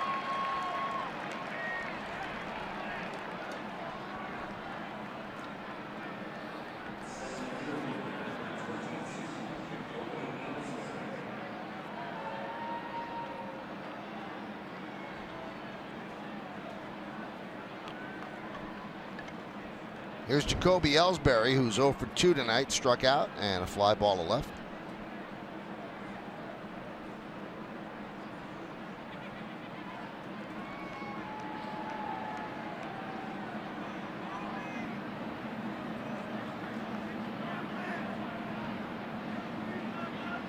Swing and a miss.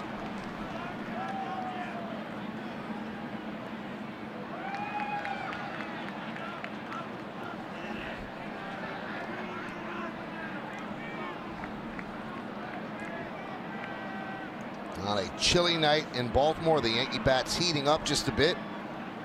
A couple of home runs, 7 hits over 4 2/3 innings, and a 5-1 lead. Ground ball to second, and that will do it. But Gary Sanchez has given the Yankees 2 more runs. His hashtag is I am Gary. And with that swing, he's Gary. The Gary from last year. A 2-run shot, 5-1 Yanks.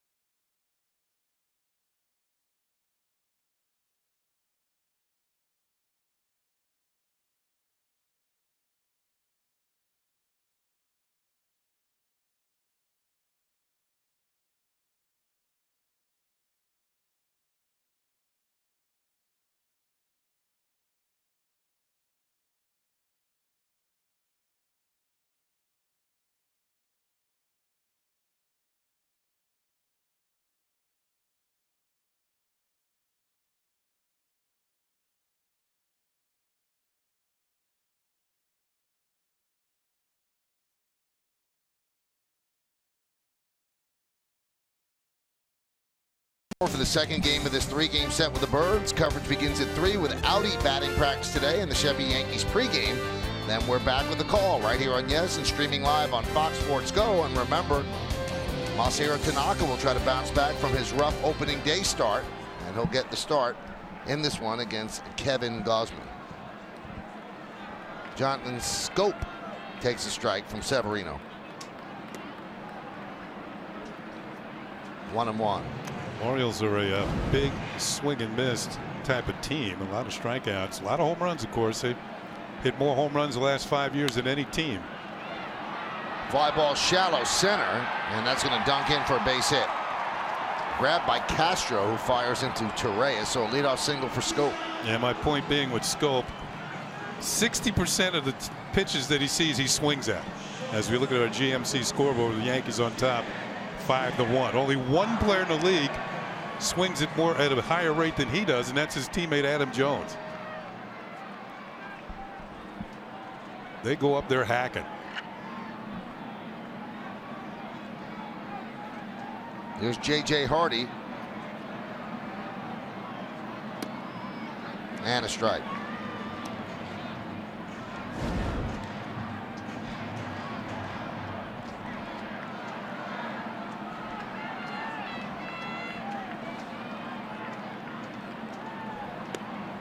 Could not hold up. 0-2. Over the years, we've seen Hardy. He's a good high fastball hitter. For a hitter that holds his hand so low, he's able to get the bat back up on top.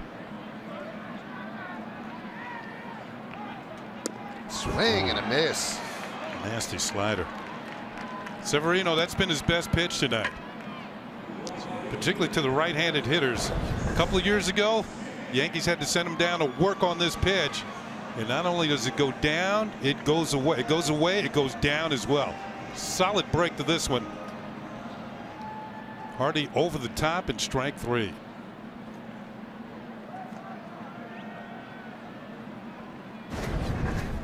Is that 5 strikeouts now? That's what I have. Yeah. Here is Smith. Doubled in the first and scored the Orioles' only run. And then in the second, grounded to second.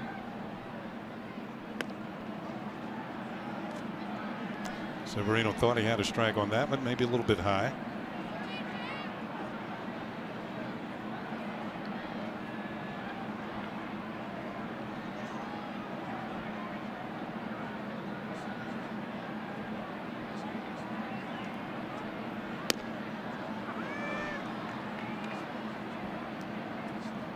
Severino and Sanchez have a nice pace going here.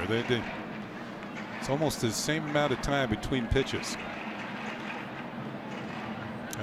Smith has kind of thrown this off by stepping out of the box, something you're not supposed to do.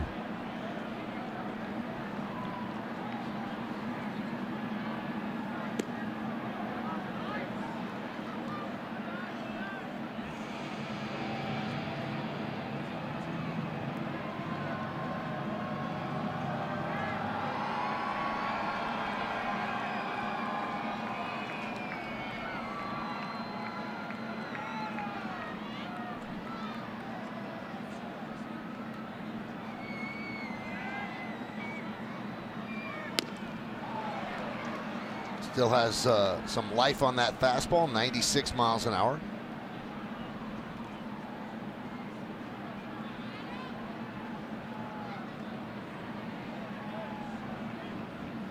I think it's Severino with the 5-1 lead here, and I think of that what game he pitched in Clearwater, where the Yankees scored 9 runs in the first inning. Yep. Before he even hit the mound.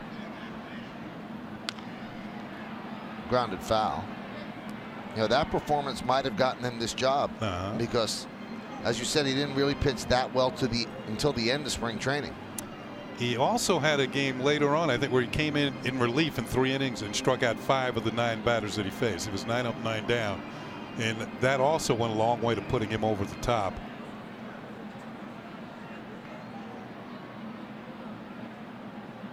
And I think when a 9-run lead, before you hit the mound, you can relax a little bit.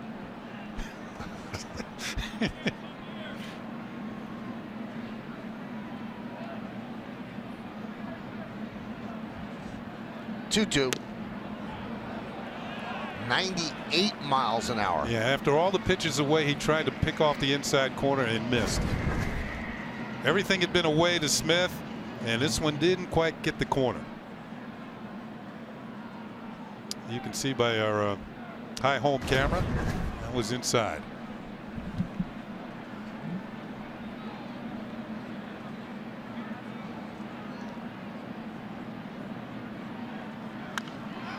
Popped up to Reyes.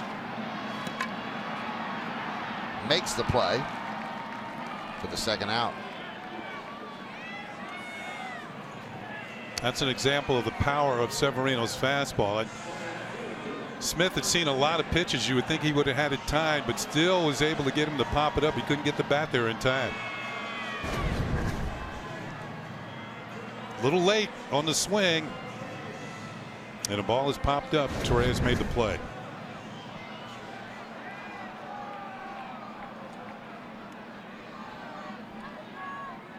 Here's Adam Jones. RBI single that ticked off the glove of Greg Bird at first in the first, then struck out in the third.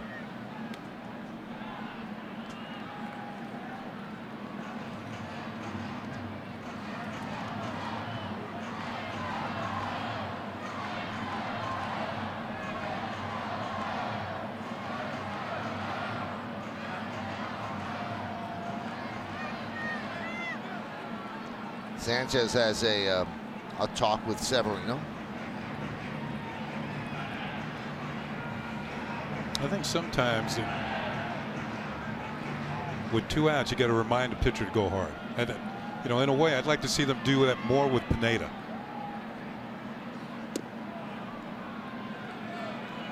Because he's had his issues with 2 outs, and it came to the forefront of game again in Tampa Bay.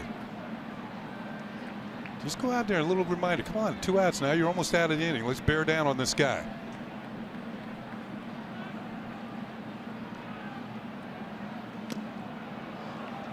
Just got a piece, 2-1. Scopes on first, led off the inning with a bloop single to center. And Hardy struck out, and Smith popped up to short.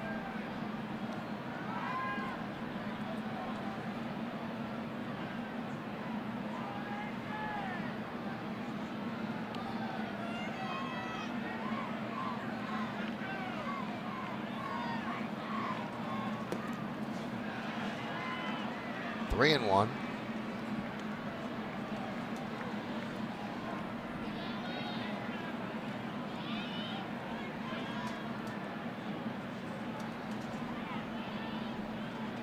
Machado on deck.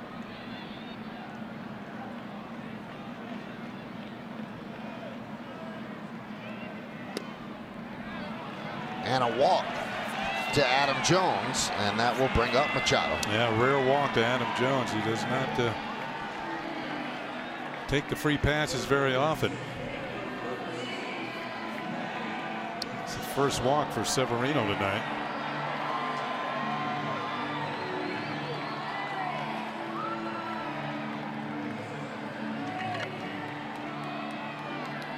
And he's facing the dangerous Machado.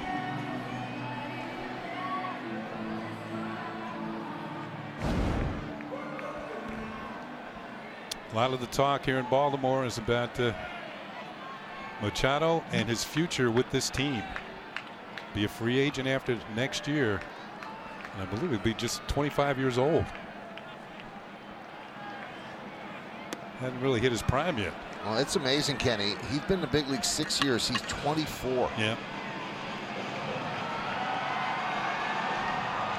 Former #1 draft pick. Where's number 13? Because of Alex Rodriguez. Man, he's from the Miami area.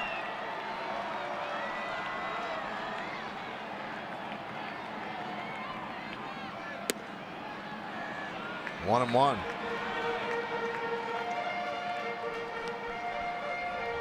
Gaudy numbers the last 4.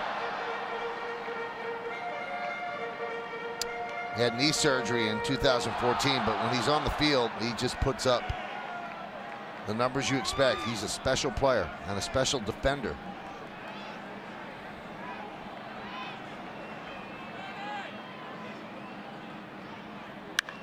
That one's drilled deep to left field. On the run is Gardner. Turns, looks, see ya. A 3-run home run for Machado. And just like that, it's a ball game. Yankees 5 and the Orioles 4.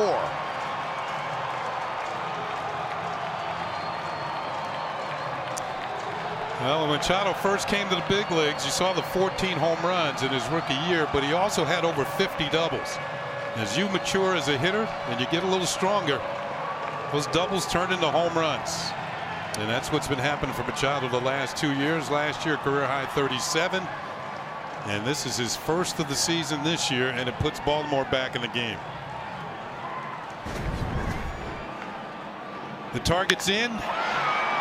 Didn't miss the target by that much, but Machado beat him to the spot, and he kind of knew it was gone.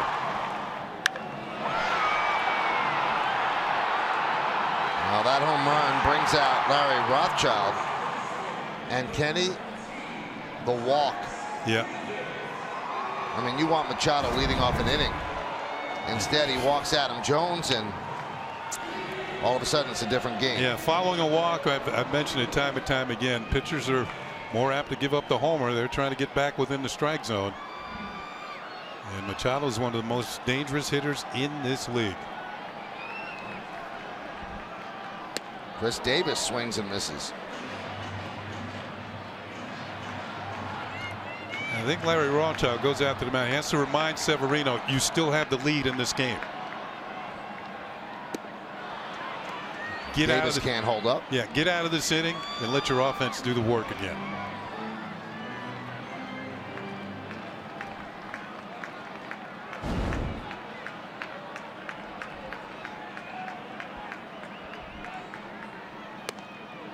Strike 3. Davis down looking.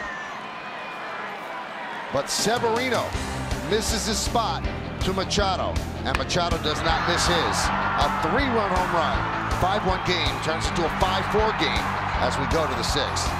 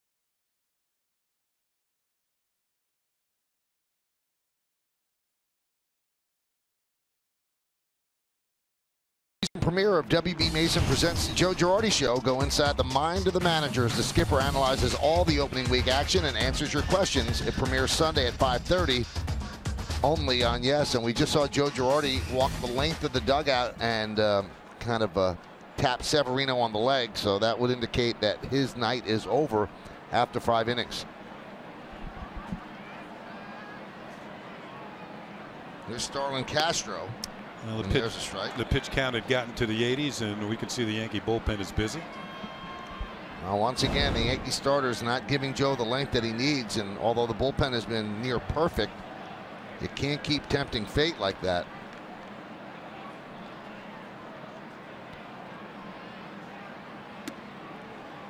And you know, Kenny mentioned earlier, Jones doesn't have great numbers against Severino. Short amount of at-bats, 1 for 8, and he doesn't walk. So you walk the guy who's 1 for 8 against you to get you to Machado. There's Jonathan Holder. And for Machado, that's his 3rd home run against Severino in less than 10 at-bats. Big cut there by Castro.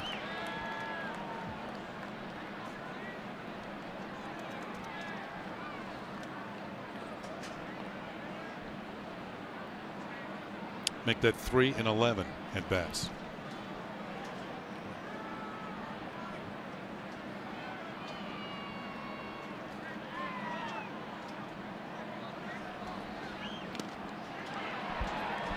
Castro not getting cheated on his swings.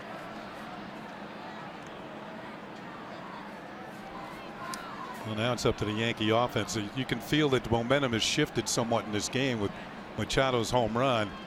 But now it's up to the Yankee offense to get that momentum back and put the Orioles back on the defensive here.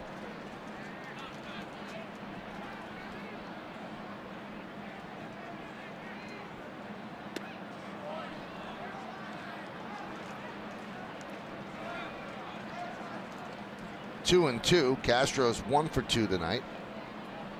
Oliver Drake on in relief of Ubaldo Jimenez.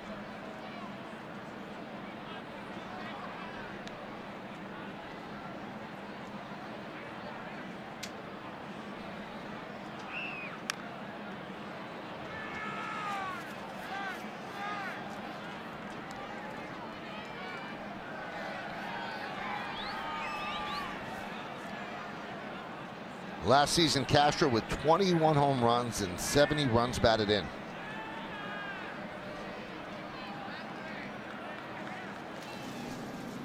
Darren O'Day is up.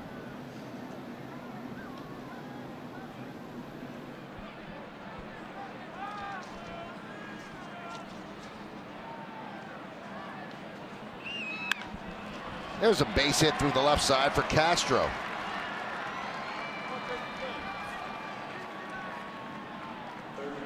His 2nd hit of the night. He's got a good night going.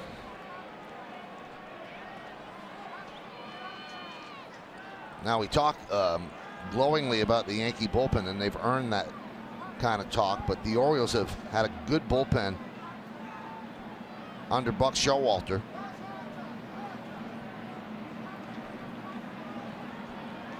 Yeah, they actually led the American League in bullpen ERA last year. Yeah. Of course, he had Zach Britton at the tail end.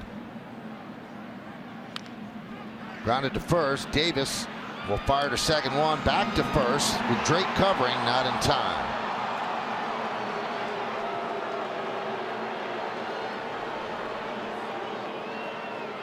Three to 6 on the force play, and the ball wasn't hit very hard. So Headley, who I consider kind of sneaky fast because he can run, stole 8 out of 10 last year. And here's the relay from Hardy, not in time to double up Headley. Going down the line. The foot hits the bag before the ball gets into Drake's glove. Here's Headley trying to avoid the double play. And does so. Now here comes Showalter with Judge due up. And he usually carries the hook, so he'll take the ball. Call on Darren O'Day. Yankees and the Orioles are 2 of 4 Major League Baseball teams that have yet to allow a run from their bullpens.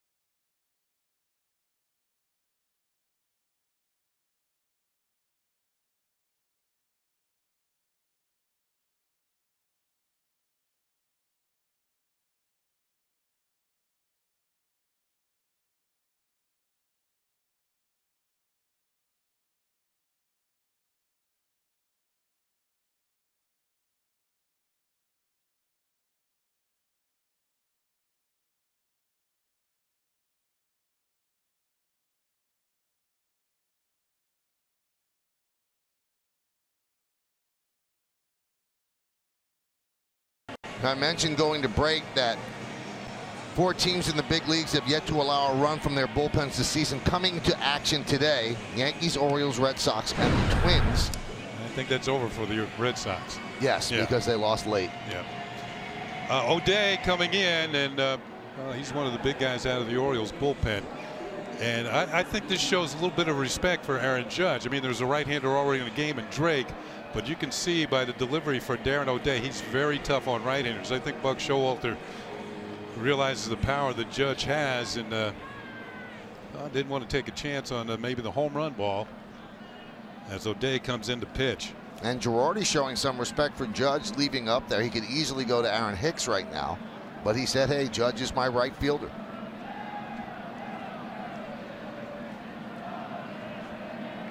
So Headley leads off first, and O'Day deals. There's a strike. Yeah, you can see why he'd be difficult on right-handers. Not really a hard thrower, but that it takes at least one look to get used to where the ball's coming from. Kind of a side-wielding delivery. He also has a slider you can throw from that angle.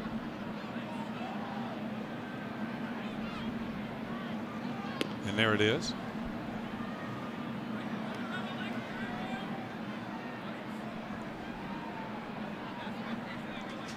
Yankees lead 5-4. 2-run home run by Sanchez, 2-run home run by Holiday, and an RBI single by Holiday.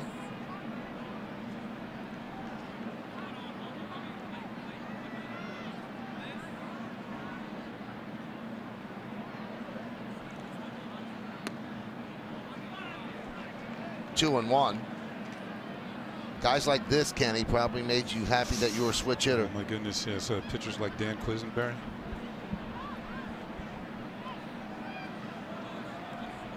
The late Dan Quisenberry, the great reliever for the Kansas City Royals, had a delivery similar to Darren O'Day's.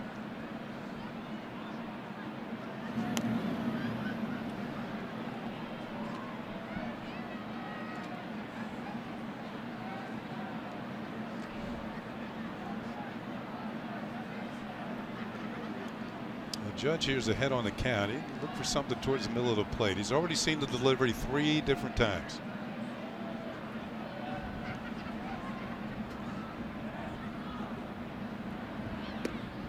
Discipline, yeah.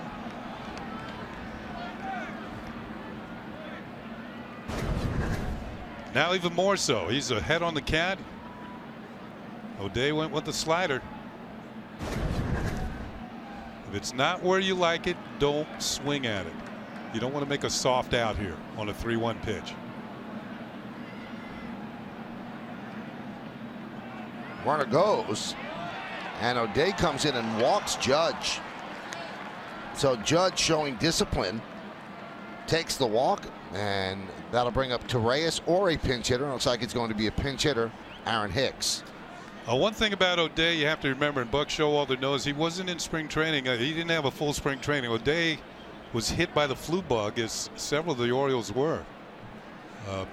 Wade Miley, who's pitching on Sunday, also was a victim of the flu. So O'Day didn't have a full spring training. And there was some concern that he might start the year on the DL.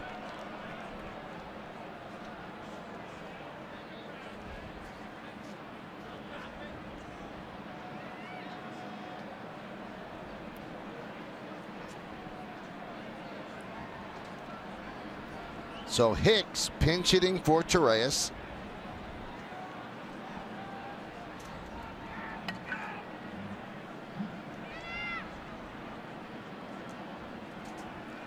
Switch hitter batting from the left side. Yankees have runners on first and second. They have a 1-run lead. We're in the 6th inning.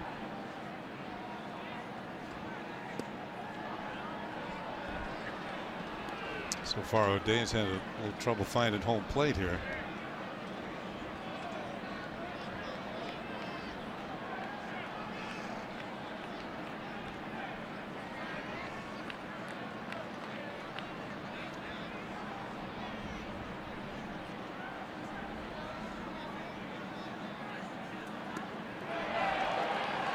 One and one on Hicks. Torreyes was 0 for 2 while he was in there. Grounded to second and popped to second. Last year, Hicks hit .217, but came on after the Yankees traded Beltran and he got more playing time. 8 homers and 31 runs batted in a battle with Judge for the right field job this spring, and Judge won.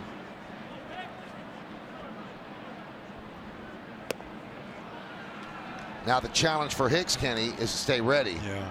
And when you get shots like this, you have to deliver. Yeah, he's had, what, 2 at-bats so far this year, and he has a hit. So he's 1 for 2. But you're right. It's tough to keep fine-tuned and then have to come off the bench sporadically.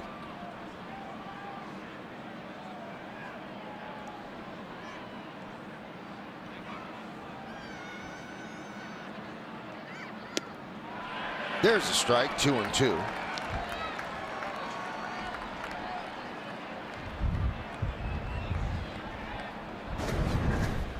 Like he was fooled on this pitch.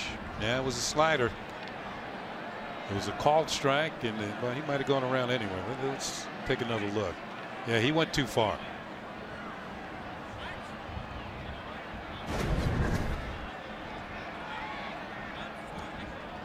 Two balls, 2 strikes, 1 out, 2 men on. High pop-up. Davis in foul territory will make the play. Now 2 down, I'm sorry.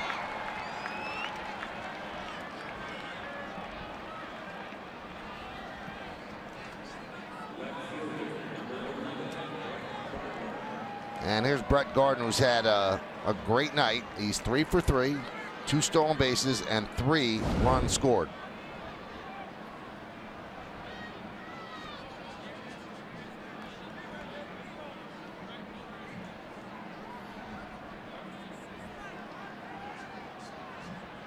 Well, now he's scored 3 runs. Now he's up there with a chance to drive some in. And this is a prime example of what I talked about. One, very good night will get your average way up there. It's gone from 273 to 429 in 3 at-bats.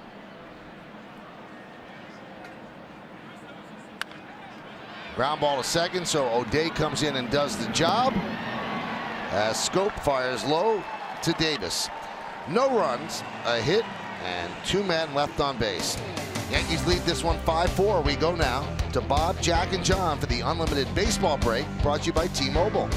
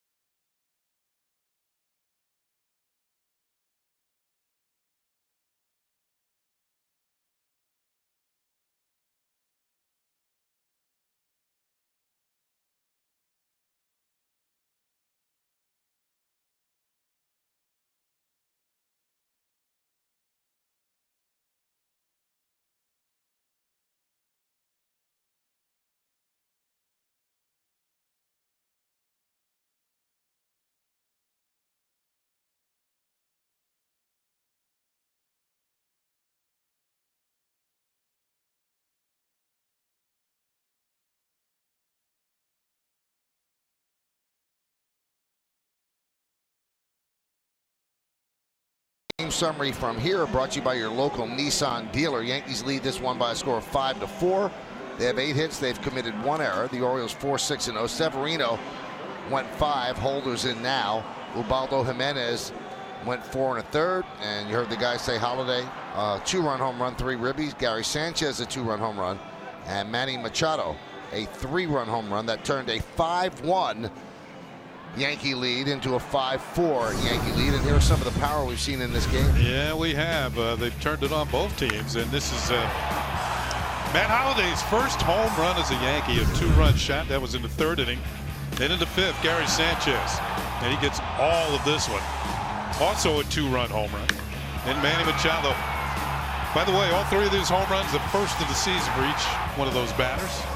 As Manny hits a 3-run homer that picked up his first 3 runs batted in of the year. So the Yankees have a new pitcher. And you see Holder, who's pitched an inning and a third, gave up 4 hits, but struck out 3, didn't walk any. And you also have a new shortstop, Pete Kozma. Holder just 23 years old out of Mississippi State University.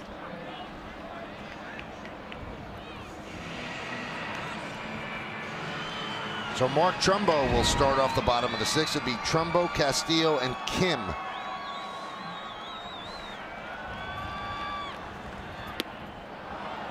Good slider.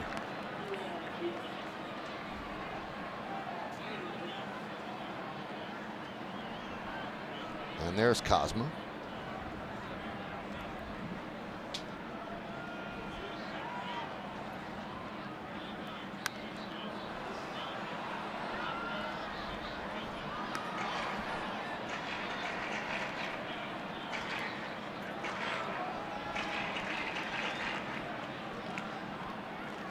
As you might expect with Trumbo with the plate, the outfield is deep.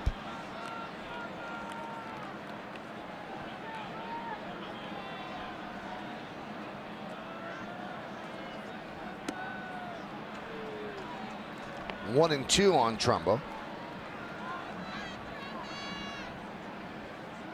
Well, they get through this 6th inning and they can go to their formula. After that, Clippard, Betances, and Chapman. That's why you were talking about that Joe Girardi wants his starters to go a little deeper, at least get to those 3. High fly ball, right field. Toward the wall is Judge, and it's off the railing, foul, and bounces back onto the field. Yeah, there's a little corner out there where the ground crew keeps their some of their equipment, and it's kind of similar to that triangle you see out at Fenway Park. Well, this one's located in foul territory. You see the big garage door there. It's, I guess you can bring anything, circus elephants, anything on the field from that kind of door.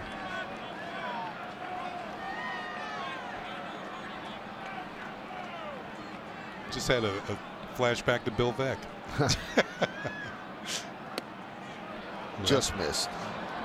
He was of course, the owner of the Chicago White Sox back in the day, and he's famous for circus acts he would bring on the field, particularly between games and doubleheaders, to entertain the fans in Chicago.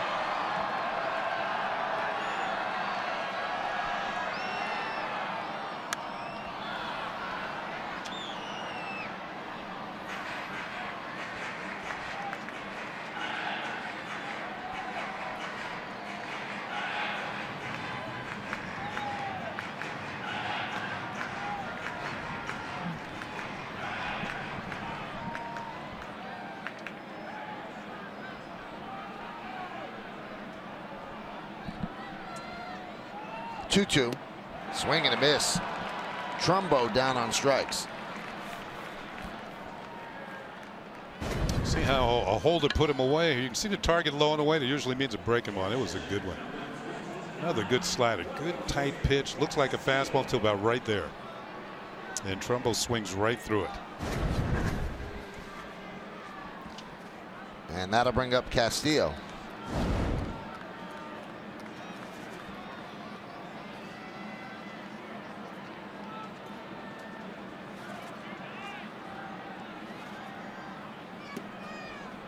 Outside.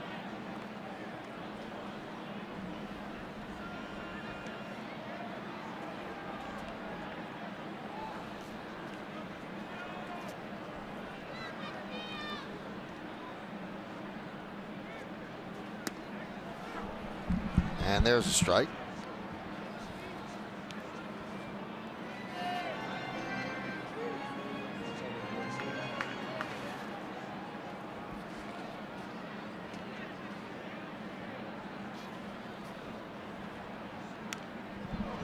And that got a piece of Sanchez.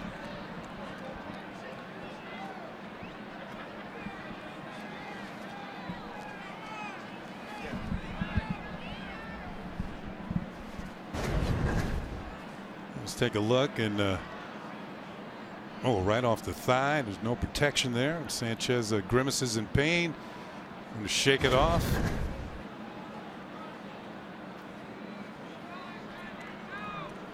It's a tough job.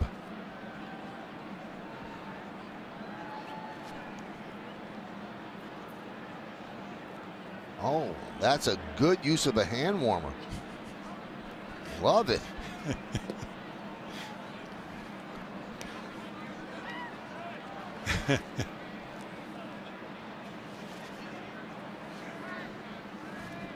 I'm watching Holder set up on the mound before he delivers, and it's kind of reminiscent of a few other pitchers. Caught by Headley. 2 away. Nice play by the Yankee third baseman. Hauls in that line drive. If you notice the way Holder sets up after we take a look at this line drive off the bat of Castillo, he's robbed of a hit. Oh, maybe we're not going to see it. And I think Joe Girardi's going for a new pitcher. Well, that'll make Showalter counter because Kim is due up. So we will see exactly who he's going to. Looks like it's going to be Tommy Lane.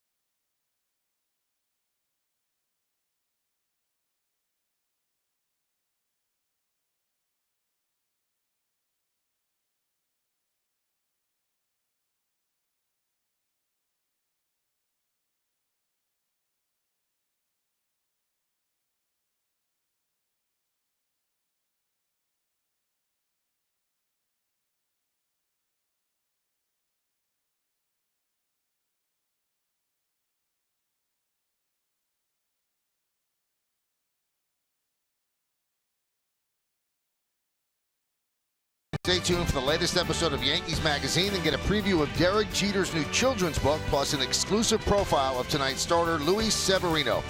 Catch Yankees Magazine after the postgame, only on Yes. New children's book. Yeah. Just in time for the new child. That's right. Yeah. Here's Tommy Lane. Pitched in 2 games so far, 2 innings, a hit. And a new batter as they pinch it for Kim. They'll send up Joey Rickard.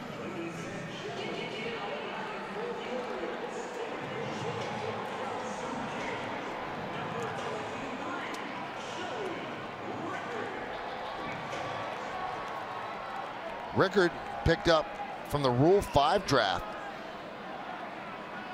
last year. Actually, in December of 2015, they kept him on the roster. And the reason they did it, in 4 minor league seasons, he had a .390 on-base percentage. That caught their attention, and they thought that that would translate up here. Yeah, plus he had a great spring training last year and made the team. Eventually had a hand injury, missed a lot of time, and he had another good spring this year. He's on the team again.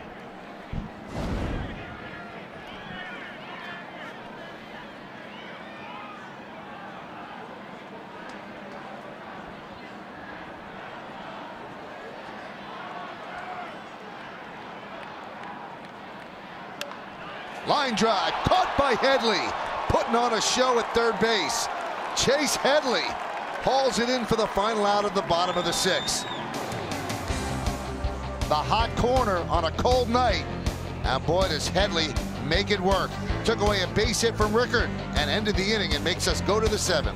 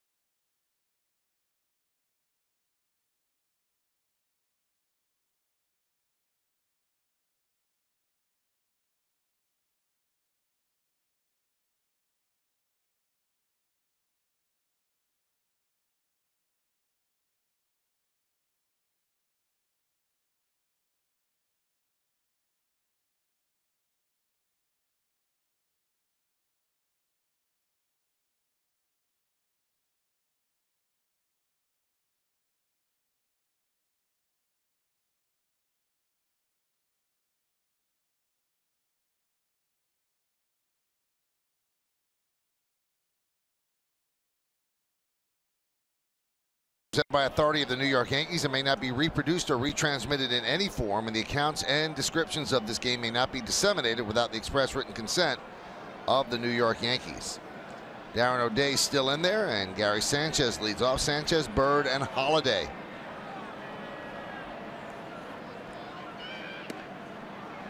Sanchez, first home run of the year. That came in the 5th inning, a long 2-run shot. Joey Rickard stays in left field after that hard line drive that was snared by Chase Headley. Cadillac scoreboard 5-4. Yankees lead. First game of this 3-game set. And there's a punched single to right field by Gary Sanchez. He leads off with a single. Third time he's been on base tonight. A walk, home run, now a single. It's kind of off the end of the bat. We mentioned how tough O'Day can be on right-handers. Kind of flares it out to right field. As Baltimore had to shift on in wide open spaces. Celebrate a bloop single. Here's Greg Bird. He is 0 for 3. He's 1 for 15 in the early going.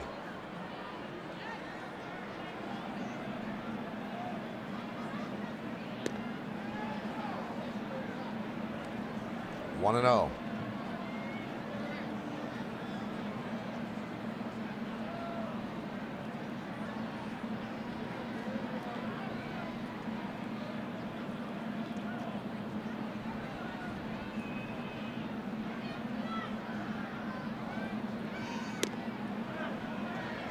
One.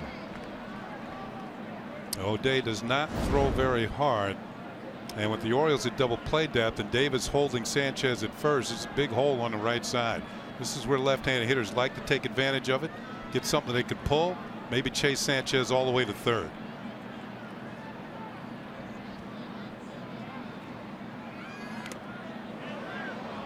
One and 2.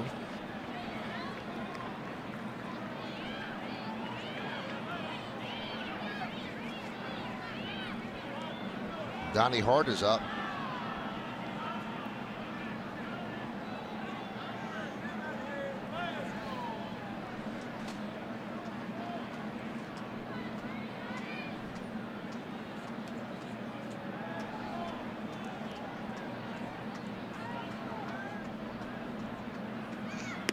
Swing and a miss.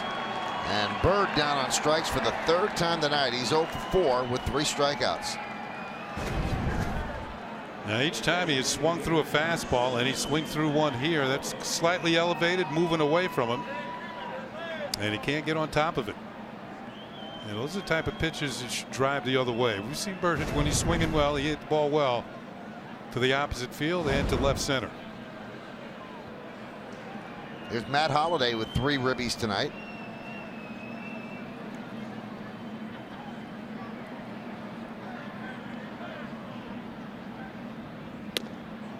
And a strike.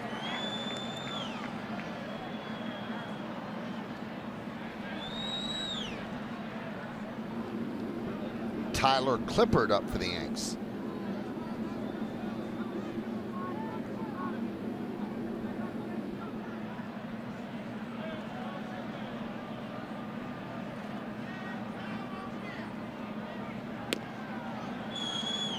One.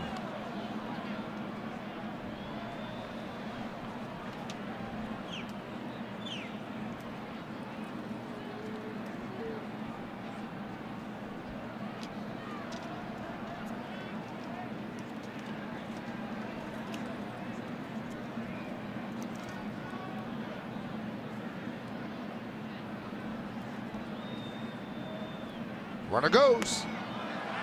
Throw to second. And they get Sanchez. It seems a little odd that Sanchez would be going on a straight steal. You wonder if somebody missed a sign. Well, thinking he can get a jump. O'Day's delivery is very lengthy. But Wellington Castillo, we watched this one on Yes Mo, is right on the money, and no chance for Sanchez to be safe. Caught stealing, 2-4.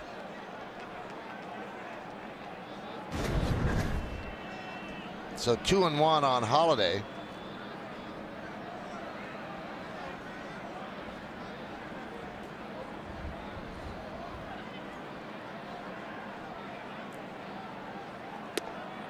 Not really a great baseball play, not with your cleanup hitter up.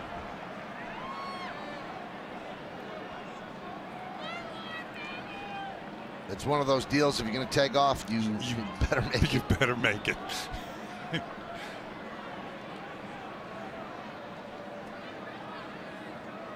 5-4. Yankees lead, top of the 7th. 2-2.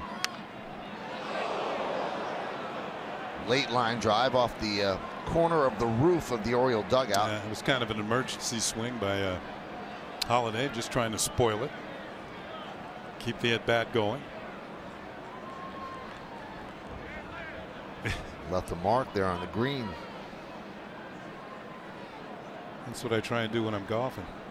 Leave a mark on the green? Yeah, from an approach shot.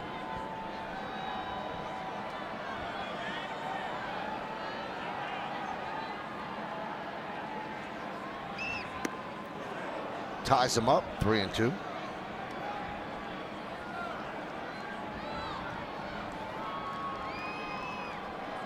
Well, he's shown Holiday everything. Fastball away, fastball in, sweeping breaking ball.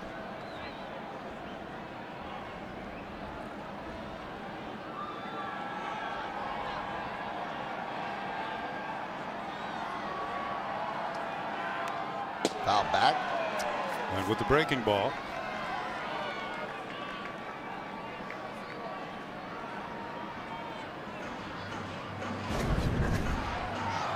Three-two slider.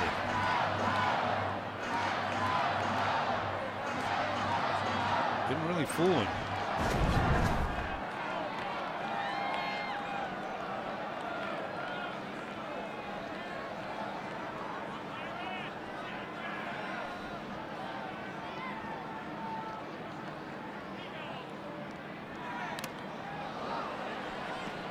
Went with it again.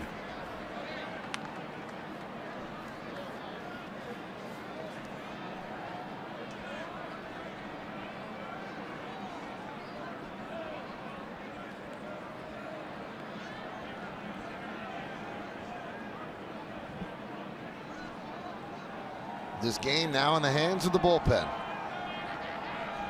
Jimenez and Severino, both the pitchers of record. And Holiday walks. He earned that one. Fouled off several pitches. He's been on base all 4 times tonight. Well, Buck Showalter will take the ball from O'Day. By the way, this is the 25th anniversary of Buck's first game as Yankee manager. And they beat Roger Clemens and the Red Sox that day by a score of 4-3. And he's won 3 Manager of the Year awards since then. He's trying to win this game as he goes to the bullpen again.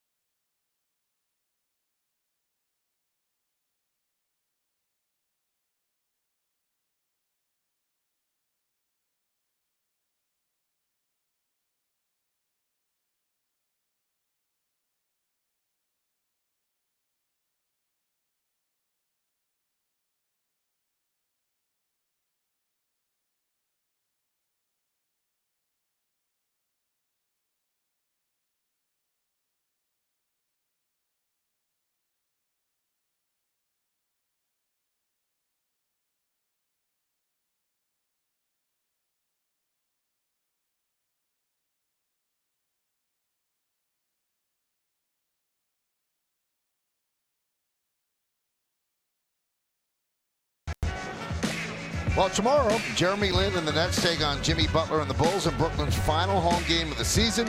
Played a lot better of late since Lin came back. Coverage will be on Yes 2 starting at 5, or you can stream it live on Fox Sports Go. For Yes 2 channel information, please go to yesnetwork.com. So Buck goes to the left-hander, Donnie Hart, one of 3 lefties he has in the bullpen.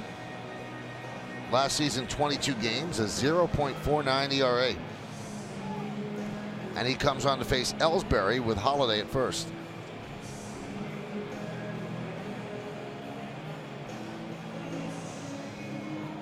Ellsbury tonight is 0 for 3, struck out, fly ball to left, and the ground ball to second.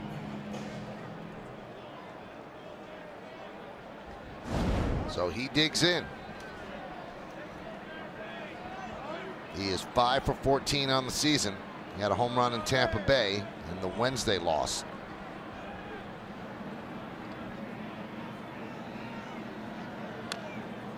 Jumps on the first pitch and fouls it back. Yeah, this is the left-handed version of Darren O'Day. You can see by Hart's delivery that this is why Buck Showalter went to him. Difficult to pick up for left-handed hitters.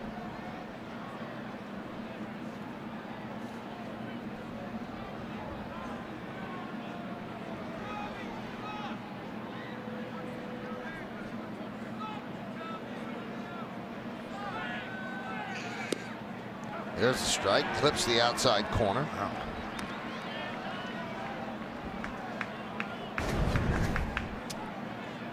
Exactly where you want to throw it, down and away at the knees. Good job by Castillo of receiving that pitch. It did look like it clipped the corner.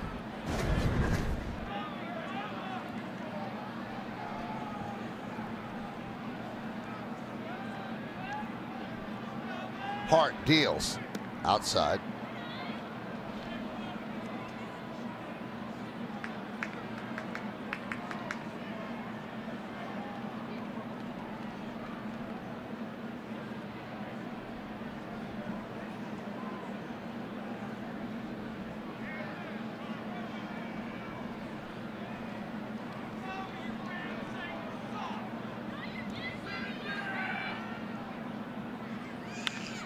That one's looped into left field. It's a base hit for Ellsbury, as Holiday will stop at second. And nobody warming up in the Oriole bullpen as of yet, so Hart is going to be in there. Whether he got Ellsbury or not, he failed to get him, and now he has to face a right-handed hitter in Castro. This is not what Buck Showalter wanted. He wanted him to get Ellsbury out and get the inning over.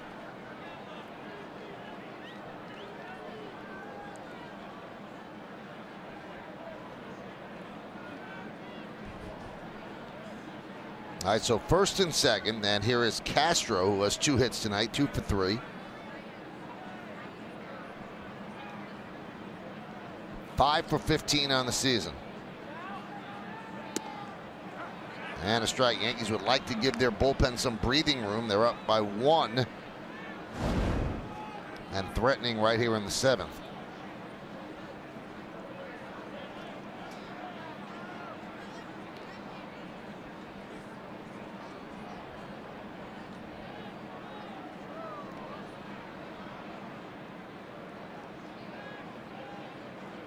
And the pitch.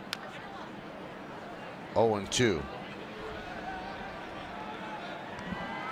Now there's a right-hander up, Michael Givens.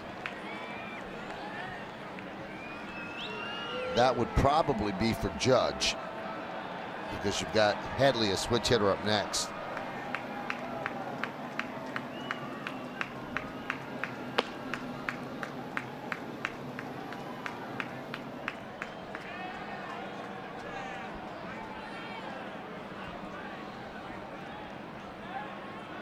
The 0-2, grounded foul. So Holiday is on second and Ellsbury on first. Yankees have 10 hits tonight with 5 runs, and the Orioles 6 hits and 4 runs.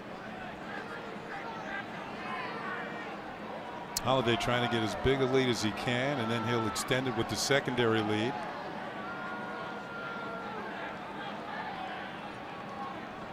See Scope trying to hold him close, just feinting towards second base. Just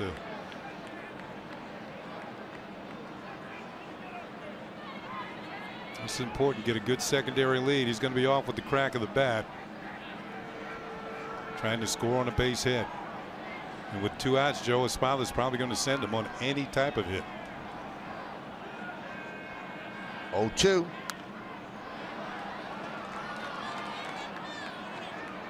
Still 0-2.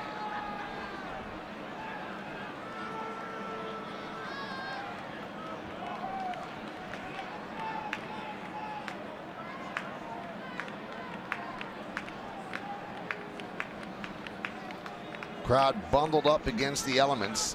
Very cold night here in Baltimore. Certainly not perfect baseball weather. Supposed to be better tomorrow.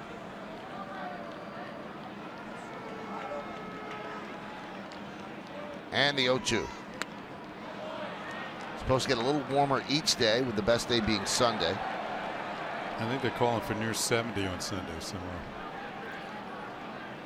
And as we mentioned earlier, the forecast for the home opener, which will be Monday at Yankee Stadium, temperatures in the 70s. That is great.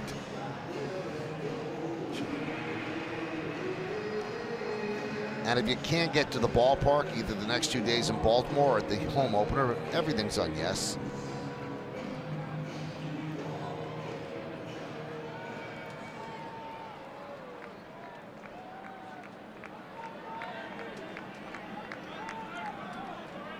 Holiday off second, Ellsbury off first. Yankees up by 1. Hart deals. 1-2. We know with Castro, he's going to swing at anything close. And for him to take a ball with 2 strikes, you know that pitch was nowhere near the strike zone.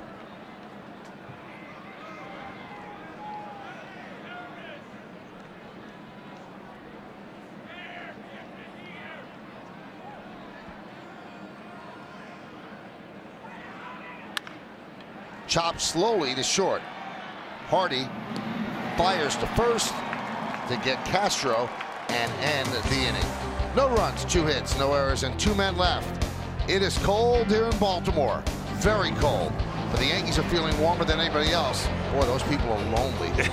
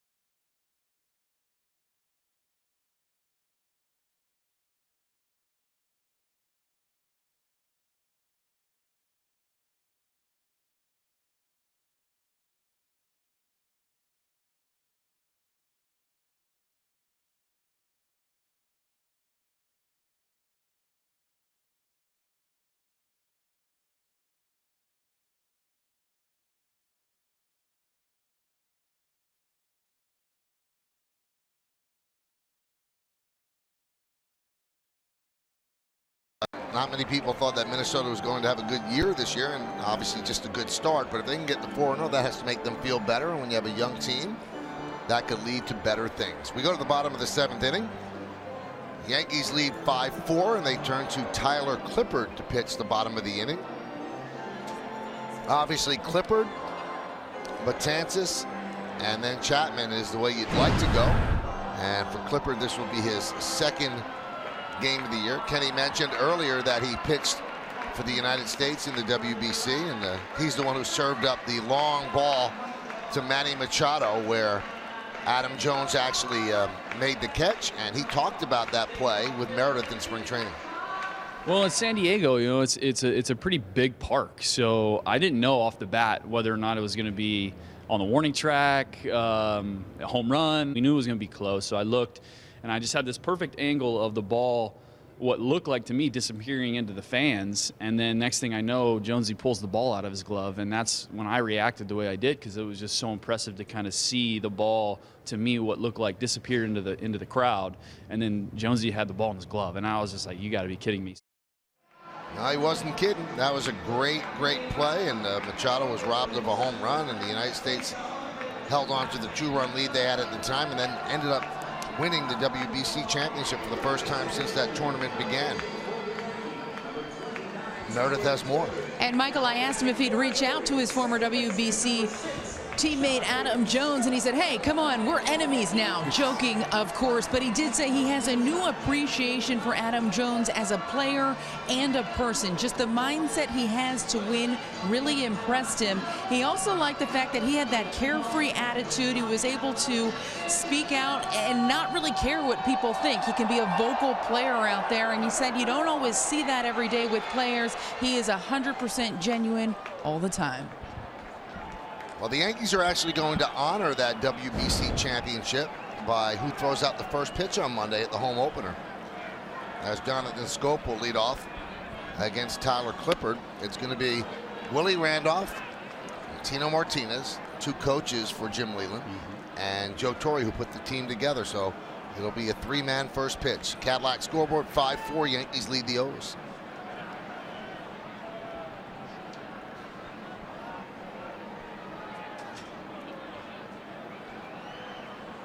Swing and a miss.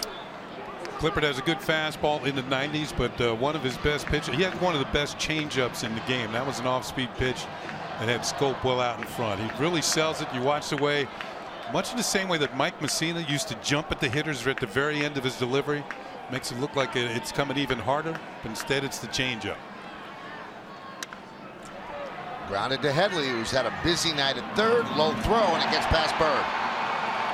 Scope will go to second, and he's going to stop right there as Judge picks the ball up. Well, on the infield, there's two parts to every play. The first part was fine, but the second, the throw was off, and that's going to be Headley's second error of the night. He's made some great plays, but this is not one of them.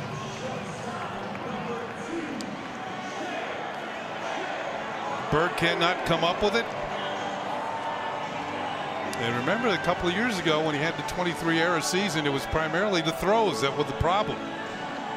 And this one kind of handcuffs Greg Bird, and the Orioles have the tying run at second with nobody out here in the bottom of the 7th. Now, this is not a knock on Greg Bird, because there aren't many that are as good as Mark Teixeira, but these infielders are going to realize what life is like without Teixeira, who is just extraordinarily good first baseman, and Bird's still a work in progress over there. So runner at second base. Here's J.J. Hardy, and they're in at the corners expecting a bunt.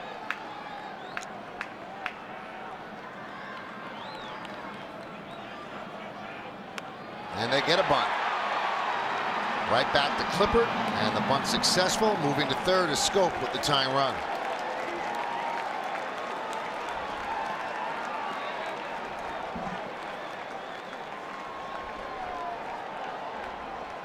And now back to the top of the order, and that'll bring up Seth Smith.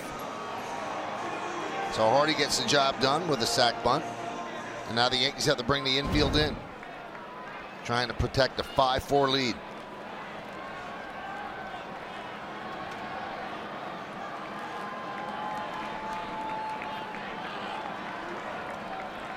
Smith 1 for 3 tonight. Big lead at third by Scope.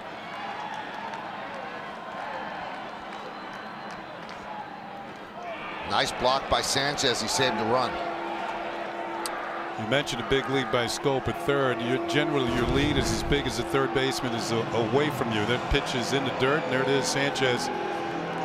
That's textbook, keeping it right in front of him. There's a look at Scope's lead. It's about the same distance that Headley is away from third.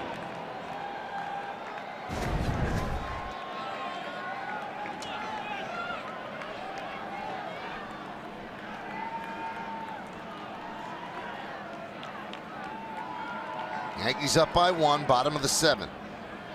5-4. 1-1.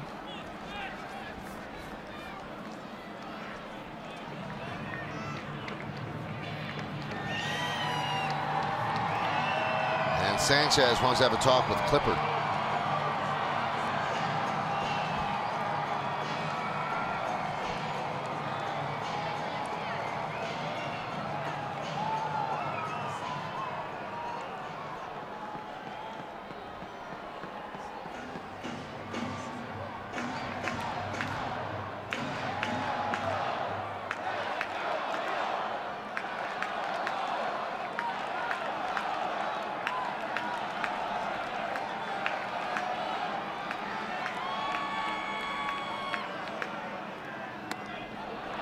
Two and one.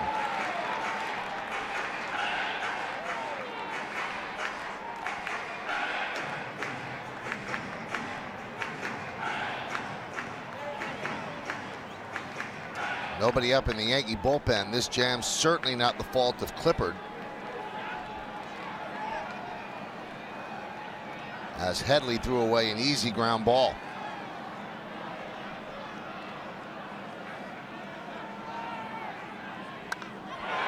High fly ball, deep right. Going back, Judge on the track, looking up, see ya. A 2-run home run for Smith. And just like that, the Orioles lead 6-5.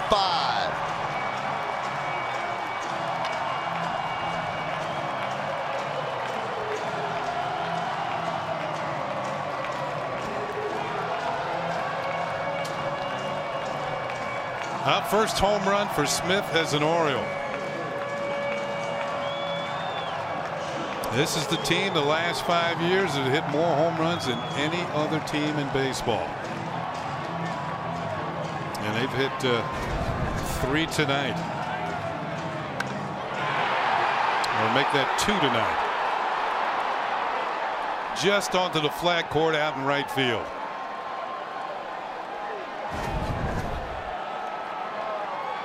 Here's Adam Jones. Infield now backs up, of course. And he serves it to shallow right. Judge is there to make the play. 2 away. Here's another look. High leg kick, foot down, pitch is kind of up in the zone, and Smith gets enough of it. Only 3:18 down the line here in Baltimore in right field. And you can see the reaction of Clippard.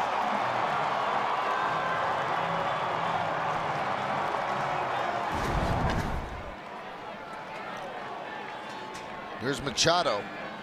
His 3-run home run off of Severino tightened this game up, made a 5-1 game a 5-4 game. And then the 2-run home run by Smith just made it 6-5-0s.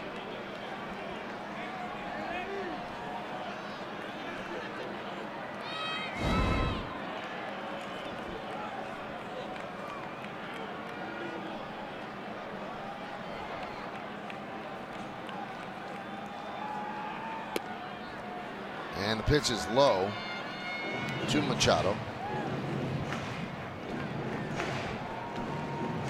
Well, the Yankees know that lurking in the bullpen is Zach Britton. First up will be Brad Brock, but the closer is Britton. And he has saved 50 games in a row.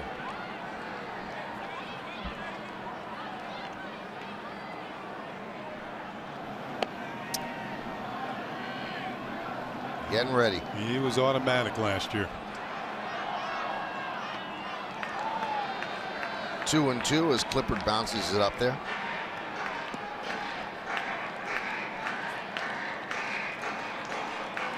So Severino, who was set up to get the win,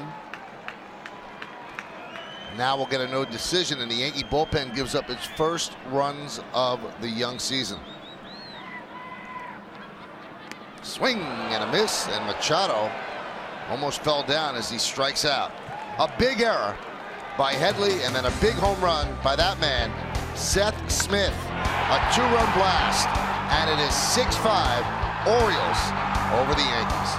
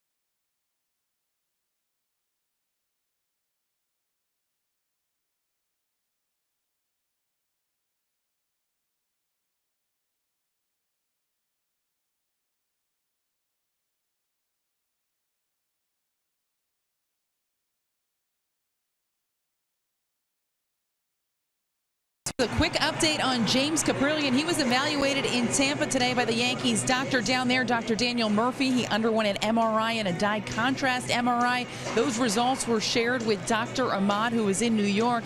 Caprillion is now scheduled to receive further evaluation and a consultation by Dr. Neil Elitrach in California on Tuesday afternoon, so we won't know anything more until he sees the doctor out in California, guys. Well, we'll see how that turns out. Don't want to sit here and guess what it could be as Brad Brock comes on. And Chase Headley will lead off the top of the 8th, try to atone for the error that he made in the bottom of the 7th. Pitch outside, 1-0. Brock's making his 3rd appearance of the season. He's been in every game for Baltimore so far.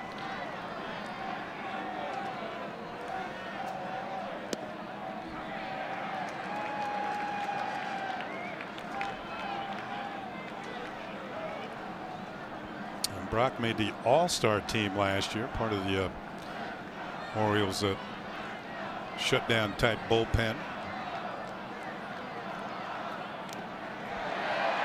Oriole bullpen has yet to allow a run this year, and the Yankees certainly hoping that this is the night they give it up.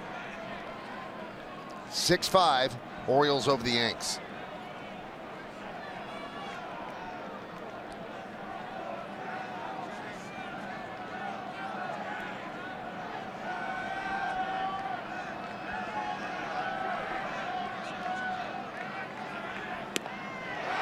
Strike 3, Headley down looking. That was almost of the quick pitch variety. Brock kind of drops down. This one he kind of came over the top and threw his best fastball and snuck it by Headley. A little different delivery here on this right over the top and hit the corner. Well done. And Headley caught looking.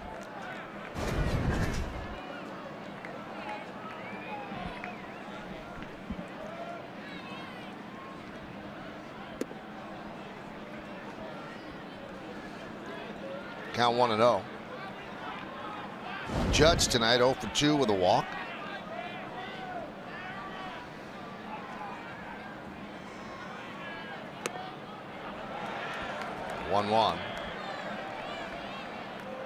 They want Judge to be a little bit more aggressive this year, because when he looked up each time last year, taking too many pitches, he had 2 strikes, which led to all those strikeouts that he had.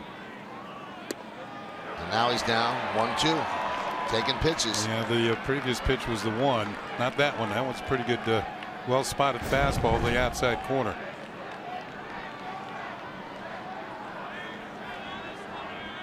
Yeah, if it got the corner, just got a hint of it. Swing and a miss, and Judge goes down. 2 away for the Yankees here in the top of the 8th inning.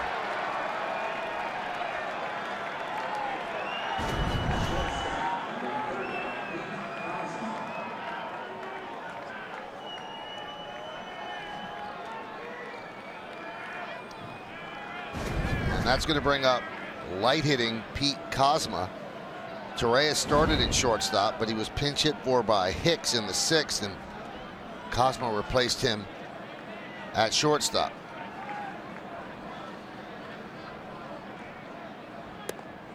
And a strike. Brock coming in, throwing strikes.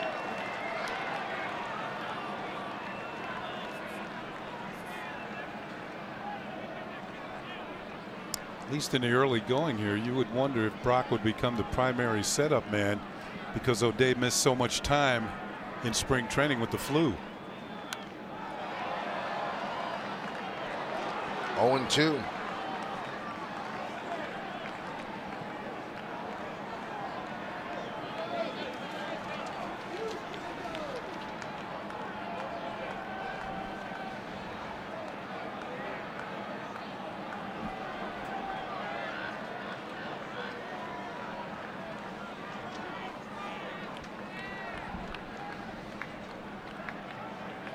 Six-5 O's, the 0-2.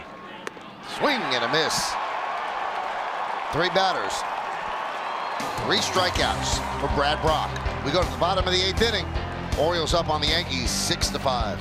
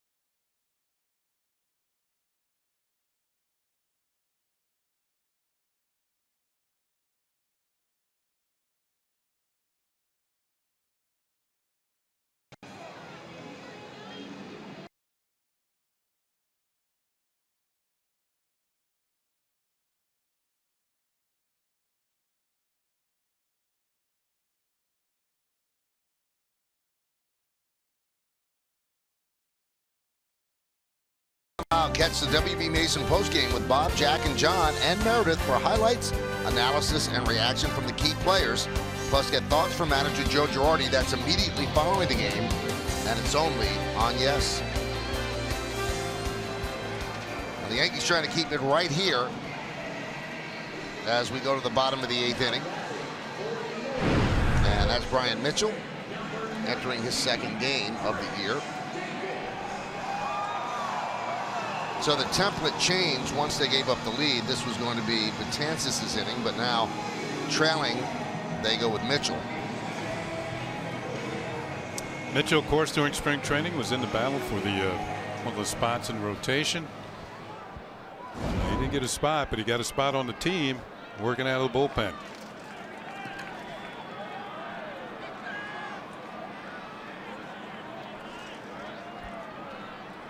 Here's Chris Davis against Mitchell. The Hyundai scoreboard shows the Orioles up 6-5.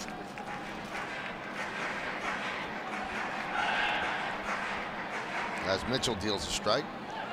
Mitchell, the 5th Yankee pitcher.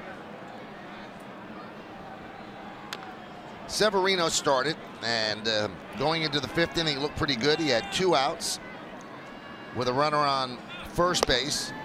As you see Britton getting ready, and then he inexplicably walked a guy who's tough to walk, Adam Jones.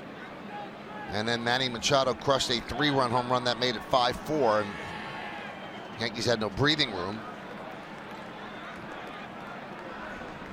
And then Clippard, following a throwing error by Chase Headley, serves up a 2-run home run to Smith, and now the Orioles lead the first game of this 3-game set. With Davis at the plate, you get a lot of 2 things. You get a lot of home runs, you get a lot of strikeouts with him. Since 2012, he leads the major leagues in both categories.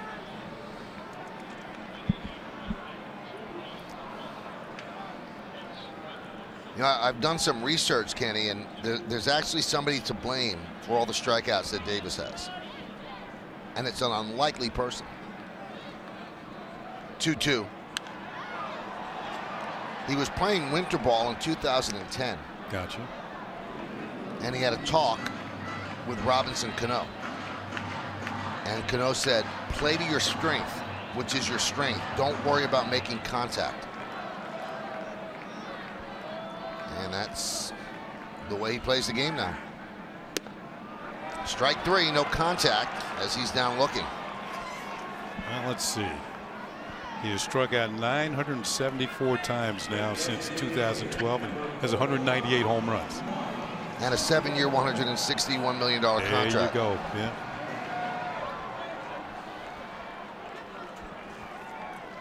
There's Mark Trumbo.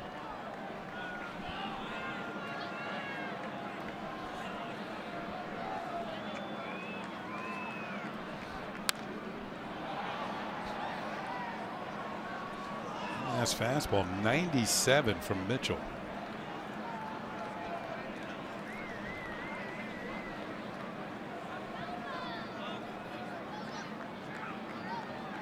Mitchell, like most pitchers, throws harder when he's in relief. Doesn't save anything. There's 95, 0-2. As a starter, he kind of paces himself.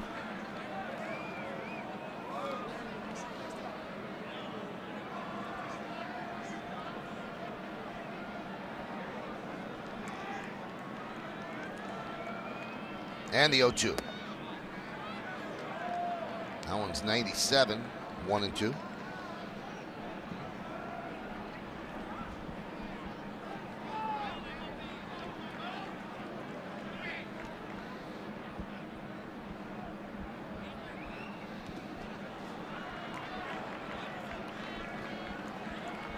Trying to get Trumbull to bite on those last 2 and missed.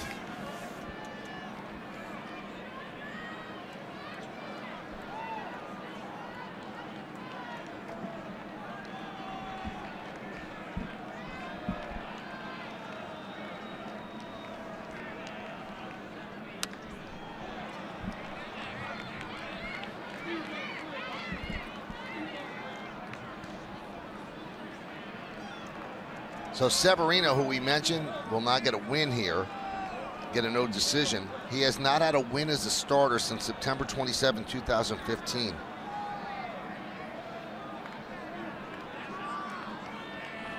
Two. Slow roller. Mitchell. 2 outs. It shows you how quickly a game can turn. The walk and then the home run, and with a man already on base, that put the Orioles back into the game. And with their home run power, it only really takes one swing of the bat for them to take the lead.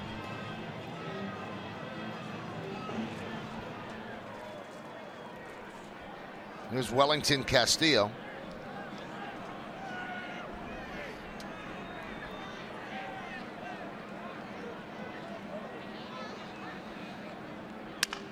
Right back to Mitchell. Fields and flips over to first. And that will do it. As the O's go down in order, the Yankees will go up against Britain. It's the top of the order: Gardner, Sanchez, and Bird.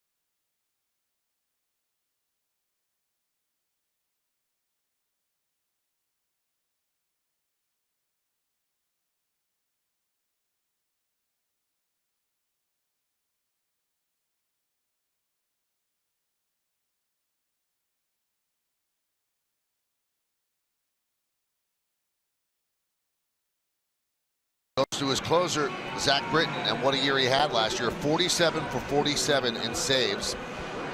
Most consecutive saves in a season by a lefty. 43 straight games without an earned run. That was May 5th to August 22nd. A 0.54 ERA, the lowest in Major League history, with a minimum of 50 innings pitched. And he has 50 consecutive saves dating back to October 1st, 2015, longest active streak in Major League Baseball. You know, one thing about Britton, we know how to get all those numbers, just a fantastic year. You think of Mariano Rivera's cutter. This is a 95-mile-an-hour plus sinker that's very tough to hit in the air. 80% of the balls put in play are on the ground off Britton. 92% of the pitches he throws is that sinker that Kenny's talking about. And last year he gave up 1 home run, and that was in April to Mookie Betts. He has not allowed a home run since then in 65 consecutive innings pitched. So a tough task for the Yankees here in the 9th. But they have the top of the order. The 0-1 to Gardner. 0-2. Gardner is 3 for 4 with 3 runs scored and 2 stolen bases tonight. Now in the early going here, Britton has not been all that sharp. 3 innings, 5 hits, couple of walks, 2 strikeouts. And he missed some time in spring training with an injury.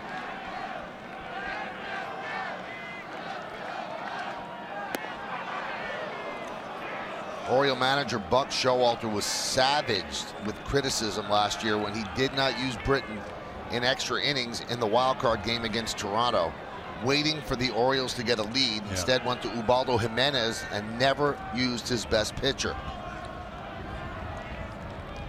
And Jimenez gave up the home run that Kenny spoke about earlier, and the Orioles season was over without using Zach Britton.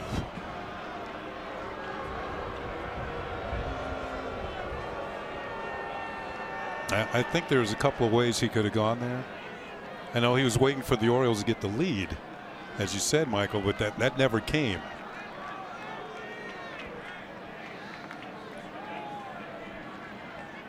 Look out. And up to that point, Ubaldo had been used as a starter in September, not much in relief. And I think once he gave up that first hit, I would have had Britton in the game, because you're looking for a double play or a strikeout there. Instead, I think runners got to first and third, and then Encarnacion went deep, and the season was over. 2-2. Strike three. Gardner down looking. And here's a look back at how their season ended in Toronto.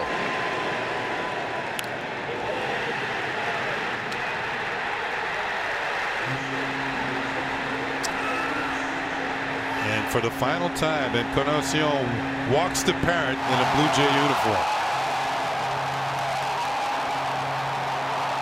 I heard the parrot to Cleveland. Yeah, I heard he got through customs and everything. New right fielder is Craig Gentry taking over for Smith. Here's Gary Sanchez, who has 2 hits tonight and 3 at-bats and a walk. Also hit his first home run of the year, a long 2-run home run in the 5th inning.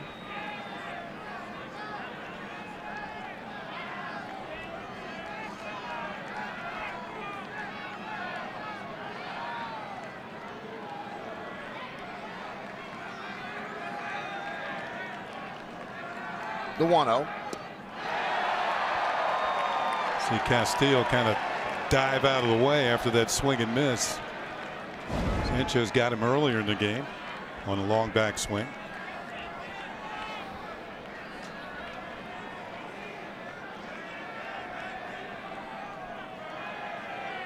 And Chris Carter is on deck to pinch hit for Bird.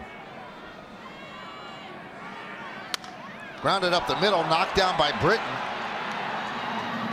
Fires low, but the scoop by Davis. Yankees down to their final out. And he might be hurt as Castillo calls out the trainer and pitching coach Roger McDowell. Looks like he might have twisted a knee. That's longtime trainer Richie Bancels out there to check on Britton. Let's see if he tries to walk this one off. Here's hit pretty hard. Here's his reaction. You see the knee buckle as he hits the ground. But he's able to scramble to his feet and make the play. And he's trying to walk it off there on the mound right now. What do you think? Buck Showalter has his heart in his throat right now? And you can see him grimace right away, and Castillo's going to call out the trainer.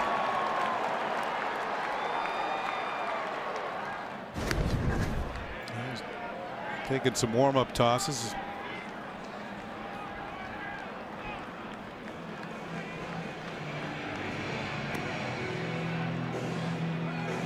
See if he gives a thumbs up here.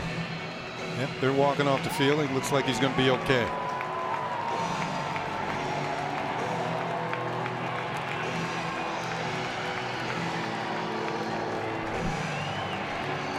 You know, that goes to show you how a season can turn on an injury. If somebody of the magnitude of Britton is injured, that could turn a whole Orioles season around. I mean, they've already got Chris Tillman, their lead pitcher, out. The Red Sox have David Price out. And Tyler Thornburg. Yeah. So Chris Carter pinch hits for Bird. Bird really struggling. 3 strikeouts. He's 0 for 4 tonight. He's 1 for 16 on the season. So they go for Carter, who had 41 home runs last year for Milwaukee.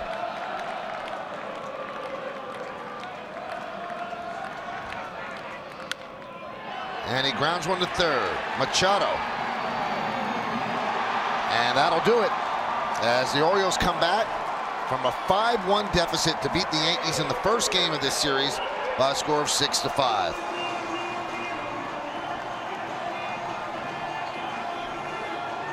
And there's the hero for the Orioles, as Seth Smith hit a 2-run home run against Tyler Clippard, which followed a throwing error by Headley. Gary Sanchez's 2-run home run, all for